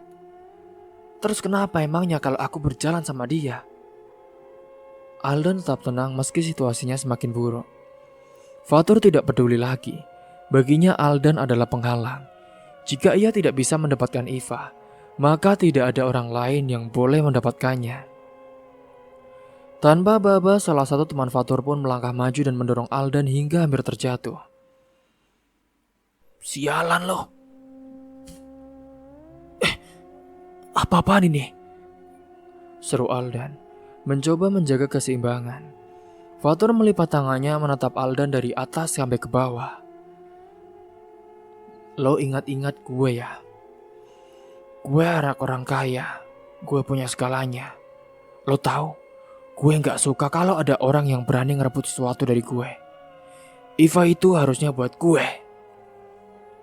Aldan menggeleng. Astagfirullah. Iva bukan barang yang bisa direbut. Dia berhak memilih siapa yang dia mau. Fatur pun semakin jengkel. Dia mengepalkan tangannya. Kalian ajarin dia sedikit, perintahnya. Teman-temannya pun mulai melangkah maju mengepung Aldan. Pemuda itu bersiap, tahu bahwa ia tidak akan bisa menghindari pertarungan ini. Dan di malam yang gelap itu, sebuah pertarungan yang tidak seimbang pun dimulai. Sementara di sisi lain, Iva yang baru saja mencuci kakinya di depan rumah. Malam itu udara begitu dingin, tetapi pikirannya terasa lebih dingin lagi setelah kejadian tadi di rumah Bu Siti. Ia masih teringat dengan wajah lelah wanita tua itu dan bagaimana Aldan dengan sabar menenangkannya. Dan saat Iva masuk ke dalam rumah dan membuka tasnya untuk memastikan barang-barangnya, matanya menangkap sesuatu yang bukan miliknya, yaitu sebuah ponsel yang tergeletak di dalam tasnya. Ia mengambilnya dan melihat layar yang menampilkan wallpaper sederhana dengan tulisan Aldan. Astagfirullah, ini HP Mas Aldan. dia pasti lupa dan malah ketitipan di tasku. Hingga tanpa berpikir panjang, Iva pun mengambil jilbabnya lagi dan segera keluar rumah. Ia tidak ingin Aldan kebingungan mencari ponselnya. Malam semakin larut, kampung pun sudah mulai sepi. Saat itu kira-kira pukul jam 9 malam. Hanya suara jangkrik yang terdengar bersaut-sautan. Iva melangkah cepat melewati jalan kecil yang sepi menuju rumah Aldan. Namun ketika ia hampir sampai di sebuah persimpangan dekat kebun dan juga area pemakaman tua, telinganya menangkap suara gaduh. Brengsek lo, udah bilang jangan deket-deket sama Iva. Buk buk buk buk buk buk. Suara pukulan-pukulan yang terdengar dengan jelas. Suara itu begitu familiar. Penuh kemarahan, Iva pun langsung berhenti. Jantungnya berdegup dengan kencang. Dari balik pohon besar itu ia mengintip ke arah sumber suara. Ia menahan nafasnya saat melihat di sana pemandangan mengerikan di depan matanya. Di tengah jalan setapak yang gelap, Aldan dikelilingi beberapa orang. Tubuhnya sudah penuh luka, bibirnya berdarah dan wajahnya penuh lebam. Fatur berdiri di depannya dengan tangan mengepal, siap menghantamnya lagi. Bilang, lo bakal jauhin Iva atau enggak? Fatur berteriak, wajahnya merah oleh amarah. Aldan pun meskipun terluka parah, dia tetap berdiri dengan susah payah. Dengan suara lemah ia menjawab, Aku gak ada pernah hubungan sama Iva. Seperti kamu pikirkan, dia cuma temanku. Lagi pula, kalaupun jodoh, itu bukan kehendakku, itu dari Tuhan. Namun lagi-lagi pukulan menghantamnya. Buk. Tanpa peringatan lagi, sebuah pukulan keras mendarat lagi di perut Aldan, membuatnya terjatuh ke tanah. Iva menutup mulutnya. Ia menahan teriakan yang hampir keluar. Air matanya sudah menggenang di pelupuk mata.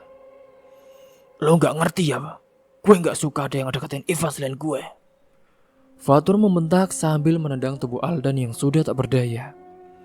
Iva tidak bisa tinggal diam lagi. Ia pun keluar dari tempat persembunyiannya dan berlari mendekati mereka. Stop! Hentikan! Hentikan Fatur! Iva berteriak sekuat tenaga. Semua orang langsung menoleh ke arahnya. Jangan sakiti Mas Aldan. Aku mohon, jangan. Air mata Iva mengalir deras saat melihat Aldan yang sudah hampir pingsan. Namun sebelum ia bisa mencapai Aldan, dua orang dari geng Fatur langsung menangkapnya. Lepaskan, lepaskan. Apa-apaan ini? Apa-apaan? Lepaskan aku. Iva meronta, mencoba melawan. Tetapi geng Fatur jauh lebih kuat saat itu. Fatur menghampiri Iva dengan ekspresi yang sulit ditebak, antara marah, dendam, dan juga keinginan yang menggebu. Lo datang sendiri, Fa. Gue udah capek, lo terus nolak gue. Lo pikir lo terus bisa terus-terusan lari? Iva menatapnya dengan mata penuh kebencian. Aku gak bakal pernah suka sama kamu ya Fatur. Kamu gak bisa mengerti. Fatur menyeringai, lalu menampar Iva dengan keras. Plak! Kecantikan lo. Iva tersentak saat itu. Kepalanya terasa berputar karena tamparan itu. Hingga saat ia mau melawan. Kamu jahat Fatur, kamu jahat, kamu pengecut. Iva menangis dan berteriak. Tapi Fatur hanya tertawa sinis. Gue gak peduli. Kalau lo gak bisa jadi milik gue secara baik-baik, maka gue ambil lo dengan cara gue sendiri. Bersama dengan teman-teman gue, kita akan pesta. Iva semakin meronta, berusaha melepaskan diri. Tetapi geng Fatur tidak melepaskannya. Dengan gestur dingin, Fatur memberi isyarat kepada teman-temannya. Bawa dia, cepat. Lepaskan aku, lepaskan. Iva menjerit. Kakinya mencoba menendang siapa saja yang bisa dijangkau. Tetapi geng itu terlalu kuat. Aldan yang sudah lemah dan sudah hampir pingsan. Ia pun tidak bisa apa-apa lagi. Iva. Fatur dan gengnya pun menyeret Iva menuju sebuah tempat kosong yang ada di luar kampung. Sementara teman-temannya yang naik motor dan Fatur yang juga membawa mobil. Ia sudah menunggu di tepi jalan, siap membawa Iva pergi. Iva terus berteriak menangis memohon agar dilepaskan, tetapi mereka tidak peduli. Malam itu, nasib Iva berada di ujung tanduk dan tak ada satupun yang bisa menolongnya. Sementara saat itu, Aldan yang sudah pingsan, dia benar-benar tidak mengenali Fatur siapapun sama sekali. Sementara di sisi lain malam itu, terasa begitu kelam bagi Iva. Ia yang sudah dibawa oleh Fatur, ia terbangun dengan tubuh yang lemah. Setelah tadi, Fatur dan juga gengnya menggilir Iva dengan paksa saat dia sedang tak sadar. Sungguh kejam mereka semua. Iva merasakan sakit di tubuhnya, seluruh raganya terasa hancur, dan pikirannya terasa kosong. Air matanya terus mengalir tanpa henti membasahi pipinya yang dingin. Di sudut ruangan gelap itu, Fatur yang tergeletak tertidur karena kelelahan. Nafasnya teratur. Wajahnya terlihat puas dengan apa yang telah ia lakukan. Sementara Iva hanya bisa duduk meringkuk di lantai dengan rasa sakit yang tak bisa diungkapkan. Tiba-tiba rasa marah membuncah di dalam dirinya. Ia tidak bisa menerima ini. Ia tidak akan membiarkan hidupnya hancur begitu saja di tangan laki-laki seperti Fatur. Perlahan Iva dengan kesakitan dan juga lemah tak berdaya, ia menguatkan tubuhnya yang lemas. Dengan sisa tenaga yang ia punya, ia merangkak ke sudut ruangan. Matanya menangkap sebuah balok kayu yang tergeletak di sana. Tangannya gemetar bergetar saat menggenggamnya, tetapi hatinya penuh tekad. Ia harus membela dirinya sendiri. Dengan nafas terengah-engah, Iva pun bangkit berdiri. Kakinya masih lemas tetapi ia berusaha menguatkan diri. Ia melangkah perlahan mendekati Fatur yang masih tertidur pulas. Matanya dipenuhi kebencian, ia mengangkat balok kayu itu setinggi mungkin, siap menghantamkan ke kepala Fatur. Namun saat ia bersiap mengayunkan, tiba-tiba, puk! Sebuah tendangan keras menghantam kakinya dari belakang, membuatnya Iva kehilangan keseimbangan. Iva terjatuh ke lantai dengan tubuh terentak keras. Apa yang lo mau lakuin, ah? Suara kasar terdengar dari belakangnya. Salah satu teman Fatur yang ternyata masih berjaga di luar telah masuk ke dalam dan langsung menyerangnya. Iva mengerang kesakitan, namun meskipun tubuhnya lemah, ia tidak menyerah begitu saja. Dengan cepat ia meraih kembali balok kayu yang hampir terlepas dari genggamannya dan langsung mengarahkan ke arah pria itu. Buk! Buk! Balok kayu itu pun mengenai bahu pria tersebut, membuatnya terhuyung mundur sambil mengaduh kesakitan. Iva tidak menyia-nyiakan kesempatan itu. Ia pun langsung bangkit dan berlari secepat yang ia bisa, keluar dari ruangan itu menuju jalanan gelap yang sepi. Jantungnya berdegup kencang, nafasnya tersenggal-senggal. Rasa sakit di tubuhnya terasa menyiksa. Tetapi ia tidak peduli. Ia harus kabur sejauh mungkin. Namun sayangnya saat itu teman-teman Fatur tidak tinggal diam. Mereka segera mengejarnya dengan motor. Deru mesin kendaraan terdengar nyaring di telinganya, mendekat dengan cepat. Iva yang berusaha berlari lebih cepat meskipun kakinya sudah terasa lemas. Tetapi jalanan tanah yang licin membuat langkahnya tidak stabil. Ia terus berlari tanpa menoleh ke belakang, meskipun suara motor itu semakin dekat. Dan kemudian, Iva yang sudah lemas. Brak! Sebuah motor dengan kecepatan tinggi sengaja menabrak kakinya dengan keras, membuatnya terpental ke pinggir jalan.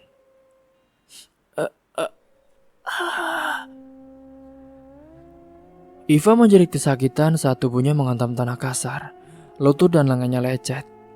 Sementara kakinya terasa perih luar biasa. Ia mencoba bangkit tetapi rasa sakit yang menjalar di kakinya membuatnya tak bisa berdiri. Ia hanya bisa tergeletak di jalan, menangis dengan nafas terengah-engah. Sementara itu para pengejarnya hanya menatapnya dari atas motor mereka. Salah satu dari mereka pun tertawa sinis. Udah, gak usah dikejar lagi. Kasihan tuh, udah gak bisa lari. Lagian, kita juga sudah menikmati tubuhnya. Mereka pun akhirnya pergi meninggalkannya sendirian di tengah jalan yang sepi, tanpa ada siapapun yang bisa menolong. Iva meringkuk di tanah, tubuhnya bergetar. Tangannya mencakar tanah dengan frustasi. Rasa sakit yang ia rasakan bukan hanya fisik, tetapi juga hatinya yang hancur berkeping-keping. Ia menatap langit malam yang gelap. Bulir air matanya mengalir semakin deras. Kenapa ini harus terjadi padaku? Kenapa? Isaknya dengan lirih. Ia merasa lemah tak berdaya, sendirian di dunia yang terasa begitu kejam. Namun di tengah penderitaannya, satu hal pasti, ia tidak akan membiarkan hidupnya berakhir seperti ini. Ia akan bangkit, ia akan membalas semua ini, dan ia tidak akan membiarkan Fatur dan kawannya lolos begitu saja. Iva yang lemah tak berdaya saat itu, ia hanya bisa berharap agar semoga ada orang yang bisa menolongnya. Di sisi lain, teman-teman dari Fatur itu pun kembali ke Fatur dengan tenang. Mereka tak merasakan salah. Namun mereka juga tak tahu bahwa ada balasan yang akan menanti mereka semua. Saat malam semakin larut, suara jangkrik mendominasi keheningan di desa itu. Iva tergeletak tak berdaya di pinggir jalan. Tubuhnya lemah dan rasa sakit menjalar dari kakinya yang baru saja ditabrak. Pandangannya buram karena air mata yang terus mengalir. Di kejauhan, lampu kendaraan terlihat mendekat. Sorot cahayanya menembus kegelapan jalanan sepi itu. Tiba-tiba ada sebuah mobil melaju dengan kecepatan sedang. Sopirnya melihat ada sosok seorang tergeletak di tengah jalan. Dengan refleks, ia segera menginjak rem menghentikan mobilnya hanya beberapa meter dari Iva. Dua orang pria itu keluar dari mobil dengan tergesa-gesa. Salah satunya segera berlari mendekat, menunduk dan menyorotkan senter ke wajah Iva yang pucat. Innalillahi ya Allah, ada orang. Mbak, bisa dengar saya? Kata pria itu dengan cemas. Iva berusaha menggerakkan bibirnya tetapi ada suara yang keluar. Matanya bergetar, tubuhnya gemetar hebat.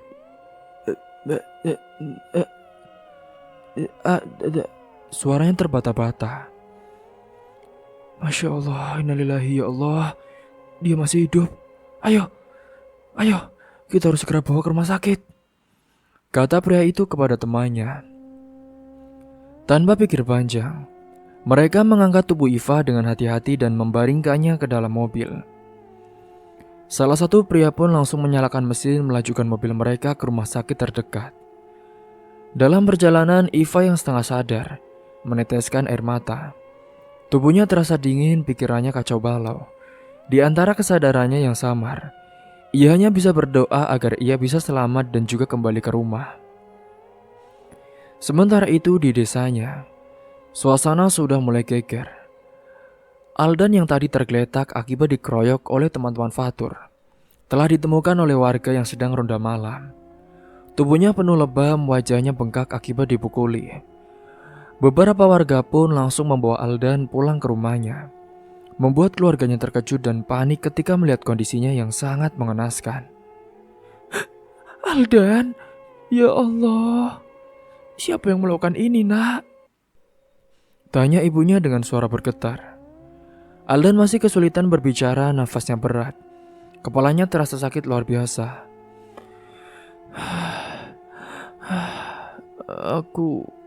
Aku kurang tahu, Bu. Mereka banyak. Aku nggak kenal, katanya dengan suara lemah. Warga yang mengantarnya pun mulai berbicara, menceritakan bagaimana mereka menemukan Aldan yang tergeletak di dekat kebun, sendirian dan juga tidak sadarkan diri. Di saat yang sama di rumah Iva, suasana masih tenang karena orang tuanya mengira anak mereka sudah tertidur setelah dia tadi pergi bersama Aldan.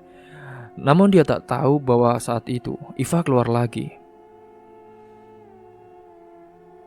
Namun singkatnya, ketenangan itu langsung berubah menjadi kepanikan. Saat itu, ponsel mereka berdering di tengah malam. Tepat dini hari. Saat itu memang, Palin yang baru saja terlelap langsung terbangun ketika mendengar suara ponsel. Dengan mata setengah mengantuk, ia pun mengangkat telepon itu. Iya, halo. Permisi Pak, apakah ini keluarga dari Iva? Pak Lin terdiam sesaat. Jantungnya tiba-tiba bergetar lebih cepat. Iva, iya, saya ayahnya. Kenapa ya Pak? Ini tengah dini hari kok nanyain anak saya. Emangnya ada apa Pak? Ini siapa? Kami dari rumah sakit Pak. Mohon maaf menghubungi di tengah malam. Anak Bapak mengalami kecelakaan dan saat ini sedang dalam perawatan di rumah sakit. Mohon segera datang. Apa? Detik itu juga tubuh Pak Lin menegang. Iva di rumah sakit. Suaranya meninggi, membuat Bu Ama yang ada di sebelahnya pun langsung terbangun. Ada apa Pak? Ada apa? Tanya Bu Ama dengan wajah cemas. Pak Lin menatap istrinya dengan mata melebar. Nafasnya tidak beraturan. Bu, Iva kecelakaan Bu. Dia di rumah sakit katanya. Loh, yang benar Pak. Bukannya Iva di kamar tidur. Coba dilihat Pak. Saat itu Pak Lin pun langsung pergi ke kamar Iva. Namun ternyata benar Iva tidak ada. Ya Allah, Iva. Kita harus ke sana sekarang juga Pak. Ayo Pak. Ucap Bu Ama langsung menutup mulutnya. Tanpa menunggu lama, mereka berdua pun segera bergegas keluar rumah. Mereka bahkan tidak sempat mengganti pakaian tidur mereka. Hanya langsung mengambil jaket dan juga kunci motor. Malam itu juga, mereka pun melaju menuju rumah sakit dengan perasaan campur aduk, antara panik, takut, dan juga cemas. Sesampainya di rumah sakit singkatnya saat itu, mereka pun langsung berlari menuju ruang gawat darurat. Mata mereka mencari-cari sosok Iva, hingga akhirnya mereka menemukannya terbaring di ranjang dengan wajah pucat dan kaki yang diperban. Ya Allah Iva, anakku. Bu Ama langsung menangis dan menggenggam tangan Iva dengan erat. Pak Lin menatap anaknya dengan wajah yang dipenuhi kecemasan. Nak, apa yang terjadi? Siapa yang melakukan ini padamu? Kamu kenapa? Iva yang masih lemah pun tidak langsung menjawab. Air matanya mengalir deras, ia hanya bisa menundukkan kepala, menggigit bibirnya menahan sakit yang bukan hanya di tubuh, tetapi juga di hatinya. Melihat Iva yang menangis semakin membuat orang tuanya bingung dan juga panik. Mereka tahu ada sesuatu yang besar telah terjadi, tetapi saat ini mungkin Iva belum siap untuk mengatakannya. Karena saja dia mungkin saja bisa trauma. Sementara di luar ruangan, dua pria yang menolong Iva pun berdiri dengan wajah khawatir. Mereka lalu menjelaskan kepada Pak Lin dan juga Bu Ama bagaimana mereka menemukan Iva di jalan dalam kondisi terluka. Terima kasih ya Pak. Mas, sudah menolong anak kami. Iya Pak. Jadi kami tidak tahu apa yang terjadi sebelumnya Pak. Kami hanya menemukan dia tergeletak sendirian di tengah jalan.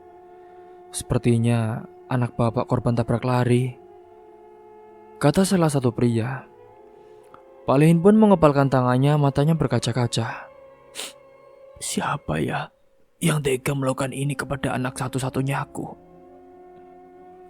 Bu Ama semakin menangis, memeluk Iva dengan erat. Sementara itu Iva hanya bisa diam. Hatinya masih terlalu sakit untuk menjelaskan semuanya. Namun satu hal yang pasti, ia tidak akan membiarkan ini berlalu begitu saja. Ia tentu saja akan membalas semua perlakuan Fatur dan juga gengnya. Apapun yang terjadi, ia tidak akan tinggal diam. Sementara itu di tempat lain, Fatur pun juga masih tertidur lelap di rumahnya saat ini. Mereka semua tidak merasa bersalah, tidak tahu bahwa semua perbuatannya malam ini akan terungkap. Dan ia akan menghadapi badai yang akan menghancurkan hidupnya. Keesokan paginya di sebuah rumah mewah dengan halaman luas. Singkatnya saat itu di sisi lain, Fatur tetap duduk santai di terasnya, menikmati sarapan yang disediakan oleh pembantunya. Ia tampak tenang, bahkan sekali tersenyum puas. Baginya semuanya sudah selesai. Iva yang menolaknya sudah dihancurkan, dan sekarang dia tidak perlu lagi repot-repot untuk mengejar perempuan itu. Ia merasa menang, merasa telah membuktikan bahwa tidak ada seorang pun yang bisa mempermainkan dirinya, terutama seorang gadis kampung seperti Iva. Sementara itu di rumah sakit, suasana sangat berbeda. Kesedihan dan kecemasan menyelimuti ruangan tempat Iva dirawat. Bu Amah duduk di samping ranjang Iva mengelus tangan anaknya dengan lembut.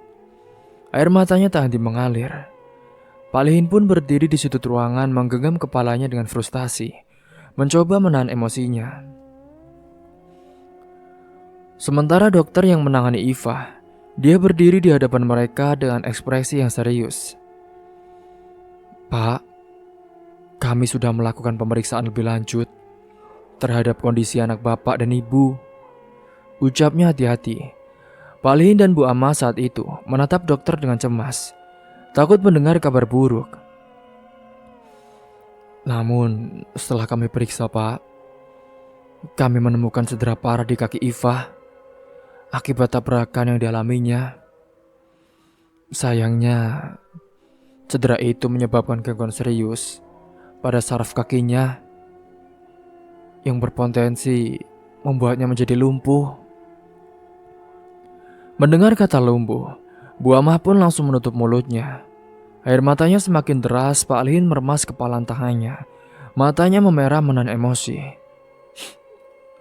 Lumpuh dok? Maksudnya anak saya tidak bisa jalan lagi? Suara Pak Lihin bergetar.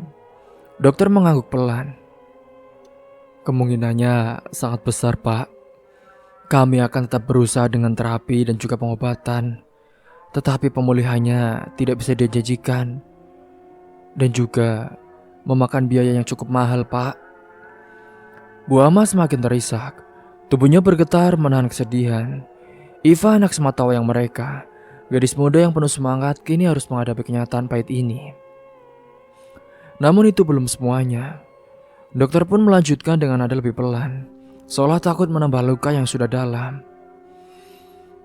Kami juga menemukan tanda-tanda Pak, bahwa Iva mungkin telah mengalami pelecehan. Karena saat kami periksa, di area kemaluannya ada bekas cairan Pak. Pak Lihin tertegun, jantungnya seperti berhenti berdetak. Nafasnya terasa berat saat itu. Bu Amah pun langsung menangis histeris. Ya Allah, anakku, siapa yang tega melakukan ini kepada anakku, ya Allah? Pak Lihin akhirnya tak bisa menahan emosinya. Ia pun memukul tembok dengan keras. Wajahnya merah padam oleh amarah yang meluap-luap. Siapa yang melakukan ini? Saya akan cari. Saya akan buat mereka membayar semuanya. Dokter pun berusaha menenangkan mereka. Sabar Pak, sabar. Kami memahami perasaan Bapak dan Ibu. Tetapi saat ini yang paling penting adalah memastikan kondisi mental Iva. Dia masih sangat lemah. Dan kami menyarankan agar berita ini tidak langsung disampaikan kepadanya Pak. Kami khawatir dia bisa mengalami syok berat. Pak Lihin mengangguk pelan meski amarahnya membara. Ia tahu bahwa saat ini yang paling utama adalah anaknya. Sementara itu di desa, berita tentang kondisi Iva pun sudah mulai tersebar. Orang-orang mulai membicarakan bahwa Iva telah dirawat di rumah sakit dengan luka yang cukup parah. Kabar ini pun akhirnya sampai ke telinga Aldan. Aldan yang dalam masa pemulihan, dia pun terkejut bukan main. Ia lalu segera meminta izin kepada orang tuanya untuk bersama pergi ke rumah sakit. Meskipun tubuhnya masih terasa sakit akibat pengeroyokan yang ia alami, ia tidak peduli. Yang ada di pikirannya hanyalah Iva. Setibanya di rumah sakit singkatnya saat itu, ternyata Aldan sendiri. Dia menaiki taksi. Dia langsung menuju ke ruangan tempat Iva dirawat. Namun saat ia berhenti sejenak di depan pintu, ketika mendengar suara tangisan Bu Amah dari dalam, hatinya semakin sesak. Ia menarik nafas dalam-dalam dan mengetuk pintu perlahan. Pak Lihin yang masih berdiri dengan wajah tegang, dia pun menoleh ke arah pintu dan terkejut ketika melihat Aldan. Aldan? Pak, Bu, Bagaimana keadaan Iva? Bu Ama masih menangis, dan ia tidak bisa menjawab. Pak Lehin menatap Aldan dengan mata berkaca-kaca. Aldan, Iva, dia lumpuh kata dokter. Astagfirullah, lumpuh pak. Iya. Pak Lehin mengangguk, lalu mengalihkan pandangan seolah menahan kemarahan yang mendalam. Dan lebih dari itu, Dan, seorang telah menyakiti Dan, seorang telah merusak hidupnya. Iva juga menjadi korban, diperkaos. Aldan mengepalkan tangannya, amarahnya berkecamuk. Ia tahu hanya ada satu orang yang bisa melakukan hal sekecil ini. Apa jangan-jangan Fatur?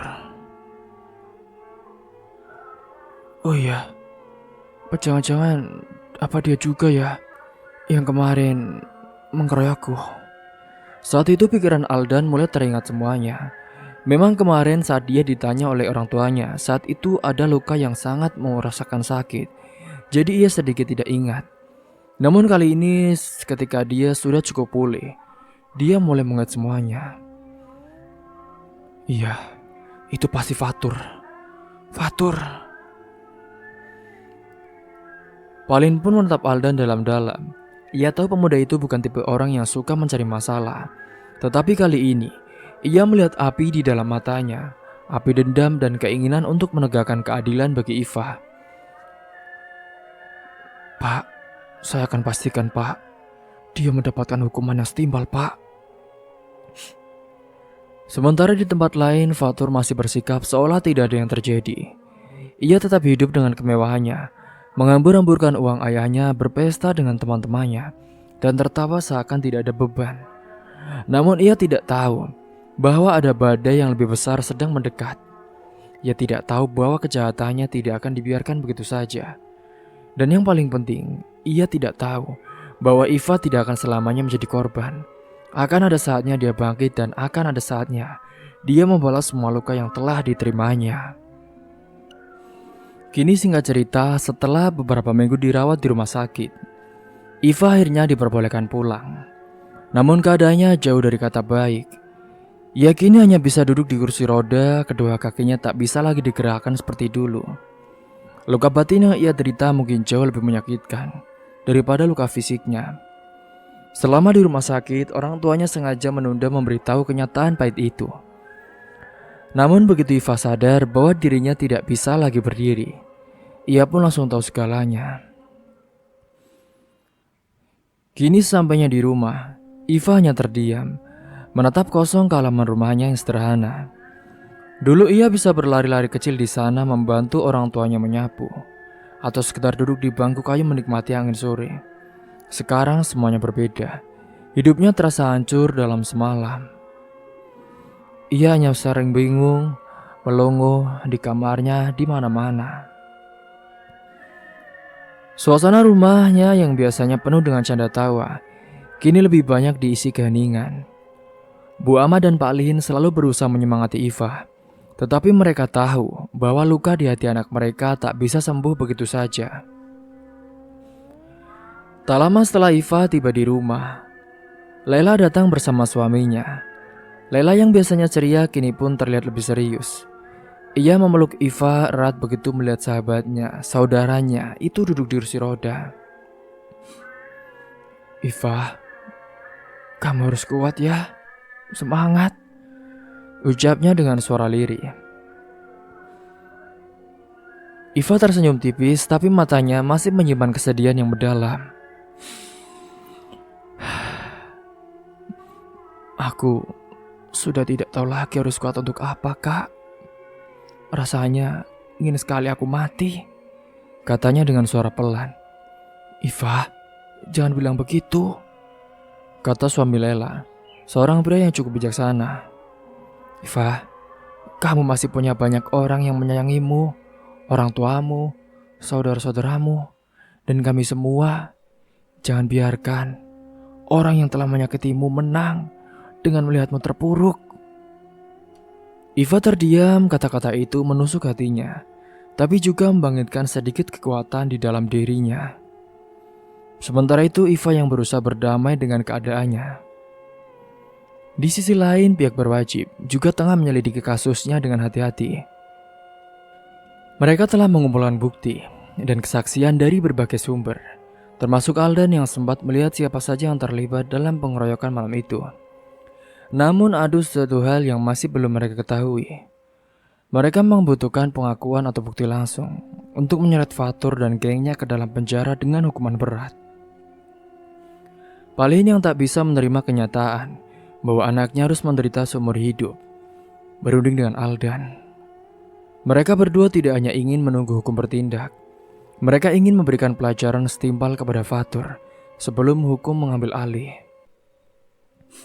Dan Bapak tak bisa membiarkan anak brengsek itu hidup dengan bebas setelah menghancurkan Iva, kata Palin dengan nada geram. Aldan mengangguk. Iya Pak, kita harus membuatnya merasakan apa yang Iva rasakan. Gimana Pak, nanti aku akan memancingnya keluar dan menantangnya duel. Dan saat dia sibuk denganku Pak, Bapak bisa mengejarnya dari belakang. Buat dia lumpuh juga Pak, serang kakinya. Palin tersenyum tipis, penuh amarah yang membara. Bapak ingin sekali menghancurkan kakinya dan juga kemaluannya, biar dia merasakan bagaimana rasanya kehilangan sesuatu yang begitu berharga dalam hidup. Kini setelah setuju, mereka pun menyusun rencana dengan matang. Aldan sengaja menyebarkan kabar di kampung bahwa ia ingin menyelesaikan masalahnya dengan Fatur secara langsung. Kabar ini pun dengan cepat sampai ke telinga Fatur yang memang dikenal sebagai lelaki yang arogan dan tidak pernah mundur dari tantangan. Dia tak pernah merasakan takut dengan hukum. Dia pikir hukum bisa dibeli. Dengan semua kekuatan ayahnya, harta ayahnya, dia pikir dia pasti akan selamat dari hukuman. Namun dia tidak tahu bahwa masih ada juga polisi yang jujur. Fatur yang merasa sudah menang dengan menghancurkan Iva justru marah ketika mendengar bahwa Aldan masih berani menantangnya. Bocah itu masih belum kapok rupanya. Baiklah, aku akan selesaikan dia sekalian. Bikin dia hancur juga dan lumpuh. Tanpa pikir panjang, ia pun mengajak beberapa temannya untuk menemaninya ke tempat yang telah ditentukan Aldan. Namun dia tidak tahu bahwa malam itu akan menjadi malam terburuk di dalam hidupnya. Di sebuah tanah lapang di pinggiran desa, Aldan berdiri menunggu dengan tangan mengepal. Palin bersembunyi tak jauh dari sana, siap dengan sebatang kayu besar dan juga senjata tajam di tangannya. Ketika Fatur datang bersama gengnya, ia menyeringai puas. Weh, kau ini benar-benar nekat ya, mau mati malam ini, katanya sambil berjalan mendekati Aldan. Aldan menatapnya tajam.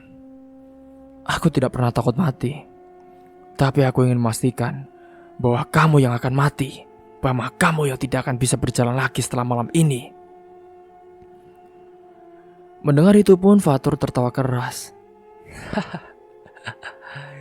Jadi, kamu memoles dendam untuk Iva, gadis yang sudah kunikmati itu.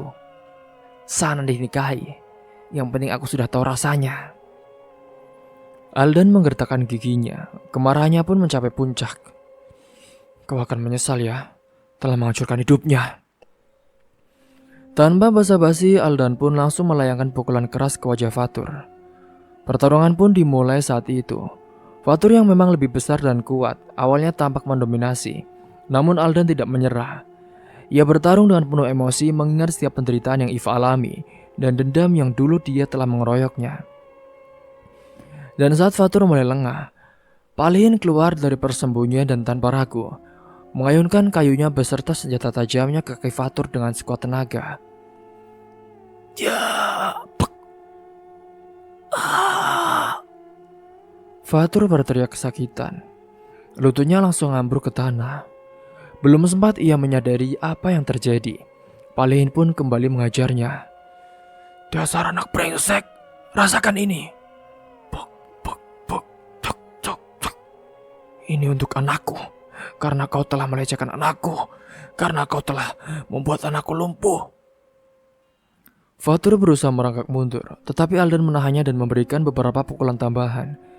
Gengnya yang lain hendak membantu, namun tiba-tiba ada suara sirine polisi yang terdengar. Beberapa pun polisi langsung turun dari mobil patroli dan mengarahkan senjata mereka ke arah geng Fatur. Jangan bergerak. Angkat tangan. Beberapa anak buah Fatur pun berusaha kabur, tetapi polisi tidak segan-segan menembak kaki mereka. Yang mereka saat itu berlari, satu persatu mereka pun tumbang dan akhirnya mereka berhasil dilumpuhkan. Sementara itu Fatur yang sudah babak pelur ditambah kakinya terluka parah, hanya bisa merintih kesakitan di tanah. Seorang polisi mendekat menatapnya dengan tajam. Kamu sudah banyak membuat onar di desa ini ya Fatur. Tapi kali ini kau tidak akan bisa lolos. Kau jangan macam-macam ya polisi. Aku bisa bayar kamu. Ayahku orang kaya. Diam kamu. Pak.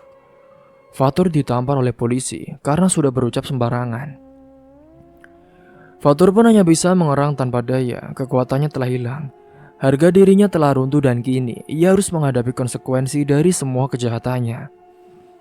Sementara itu dari kejauhan Pak Lin menatap puas meski amarahnya belum sepenuhnya reda. Ia tahu ini belum cukup untuk membalas penderitaan Iva. Tetapi setidaknya ia telah memastikan bahwa Fatur tidak akan bisa menyakiti siapapun lagi. Kini singkatnya di rumah, Iva pun duduk di kursi rodanya, menatap langit malam yang gelap. Ia belum tahu bahwa keadilan telah ditegakkan. Tetapi jauh di dalam hatinya ia berdoa agar tidak ada lagi orang yang harus mengalami apa yang ia alami. Biarkan dia yang mengalaminya sendiri. Dan meskipun hidupnya tidak akan pernah sama lagi, ia berjanji pada dirinya sendiri bahwa ia akan tetap berjuang. Bagaimanapun juga ia masih memiliki keluarga yang mencintainya, sahabat yang peduli dan kesempatan untuk bangkit kembali. Hidupnya belum berakhir, ini baru awal dari perjuangannya. Sementara itu, saat di kantor polisi, suasana begitu tegang. Fatur dan gengnya kini telah resmi ditangkap, dan berita tentang kejahatan mereka pun telah menyebar luas ke seluruh kota bahkan desa. Orang tua Fatur datang dengan wajah penuh keterkejutan dan juga ketidakpercayaan. Mereka sama sekali tak menyangka bahwa anak yang selama ini mereka banggakan, yang selalu mereka manjakan, bisa melakukan tindakan sekeji itu. Ibu Fatur pun menangis histeris begitu melihat anaknya yang kini hanya bisa duduk lemas dengan kaki terluka akibat insiden sebelumnya. Ditambah saat itu, Palin juga menyerang kemaluan Fatur. Fatur, kamu kenapa seperti ini nak? Nak, ya ampun. Teriaknya sambil mencoba mendekat, tetapi polisi pun segera menahan. Pak Jalil, ayah Fatur yang merupakan juragan sapi kaya raya, dia pun masih berusaha bersikap tenang. Dengan penuh keyakinan ia berbicara kepada polisi yang menangani kasus anaknya. Pak, ini pasti ada kesalahpahaman pak. Anak saya memang keras, tapi dia tidak mungkin loh pak melakukan hal seperti ini pak. Tolong bebaskan. Nanti saya urus semuanya pak. Masalah uang gampang. Namun polisi hanya menatapnya dengan dingin. Salah paham. Kami punya cukup bukti dan saksi ya pak. Anak Anda bukan hanya melakukan pengeroyokan, tetapi juga tindakan yang jauh lebih keji terhadap seorang perempuan. Dia ini pak menggilir bersama teman-temannya. Itu bukan sesuatu yang bisa diselesaikan dengan uang. Bapak jangan macam-macam ya, mau menyogok saya. Pak Jalil tidak menyerah. Ia pun mendekati salah satu polisi dan berbisik pelan. Pak, mohonlah pak, anak saya saja bebaskan, ringankan. Nanti saya beri uang yang besar deh pak. Bisa nggak pak? Saya bisa bayar berapapun yang kalian mau. Namun sebelum ia bisa melanjutkan, tiba-tiba, plak, sebuah tamparan keras mendarat di wajah Pak Jalil. Semua orang di ruangan itu pun terkejut. Polisi yang menahan tamparnya menatapnya dengan penuh kemarahan. Pak Jalil, Anda pikir hukum bisa dibeli dengan uang ya Pak? Anda telah menghancurkan kehidupan seorang gadis, anak Anda. Sekarang dia harus bertanggung jawab atas perbuatannya Pak. Pak Jalil memegangi pipinya yang panas karena tamparan. Kini untuk pertama kalinya dalam hidupnya, ia merasa tak berdaya. Ia selalu berpikir bahwa kekayaan bisa diselesaikan segalanya. Tetapi kali ini, uangnya tidak bisa menolong anaknya. Sementara saat itu Fatur pun hanya bisa menunduk. Wajahnya penuh luka dan tubuhnya mulai terasa lemah. Beberapa hari kemudian dokter yang menangani luka kakinya dan juga di kemaluannya di dalam tahanan mengonfirmasi bahwa ia mengalami cedera serius yang menyebabkan kelumpuhan. Ia pun kini harus menjalani hidupnya di dalam penjara tanpa bisa berjalan seumur hidupnya. Begitu pula dengan beberapa anak buahnya yang tertembak di bagian kaki saat mencoba melarikan diri. Mereka semua harus menerima akibat dari perbuatan mereka. Di sisi lain, desa pun kembali tenang setelah penangkapan itu. Tetapi luka yang telah ditinggalkan oleh peristiwa ini tidak akan mudah hilang, terutama bagi Iva. Namun di tengah kesedihan yang masih menyelimuti, sebuah cahaya harapan muncul. Aldan yang sejak awal telah membela Iva dengan segenap hatinya. Dia pun akhirnya mengutarakan niatnya untuk menikahi Iva. Ia tidak melihat Iva sebagai wanita yang telah hancur atau cacat, tetapi sebagai wanita yang tetap memiliki hati yang kuat, meskipun telah mengalami penderitaan luar biasa. Saat Aldan dan keluarganya datang melamar, orang tua Iva pun sempat ragu. Mereka tahu bahwa Iva merasa dirinya sudah tak pantas untuk dicintai oleh siapapun. Namun Aldan meyakinkan mereka dengan penuh ketulusan. "Pak, Bu, saya tahu Iva mungkin telah mengalami banyak hal buruk, tetapi saya ingin menjaganya. Saya ikhlas, saya ridho. Saya ingin mencintainya dan membangun kehidupan bersama dengannya. Saya tidak peduli bagaimana kondisinya sekarang. Yang saya cintai adalah dia, bukan sekadar fisiknya." Bu Ama meneteskan air mata mendengar ketulusan Aldan. Begitu juga Iva yang selama ini merasa dirinya sudah tidak berharga.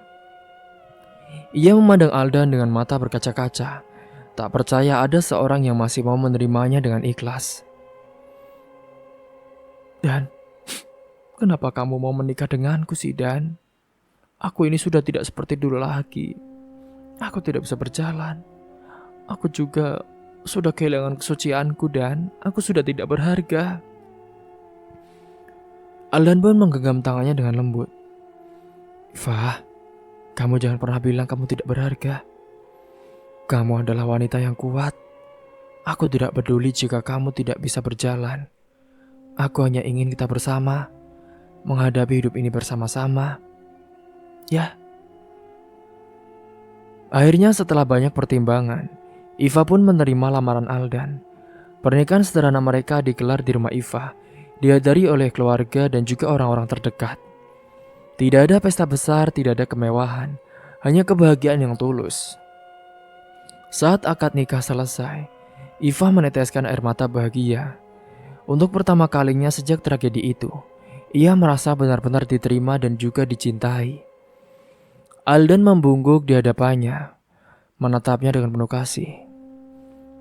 "Sayang, mulai sekarang aku akan selalu ada di sini, di sisi kamu." Dan untuk pertama kalinya setelah sekian lama, Iva tersenyum dengan ketulusan. Ia tahu hidupnya mungkin tidak akan mudah, tetapi setidaknya ia tidak akan menghadapinya sendirian.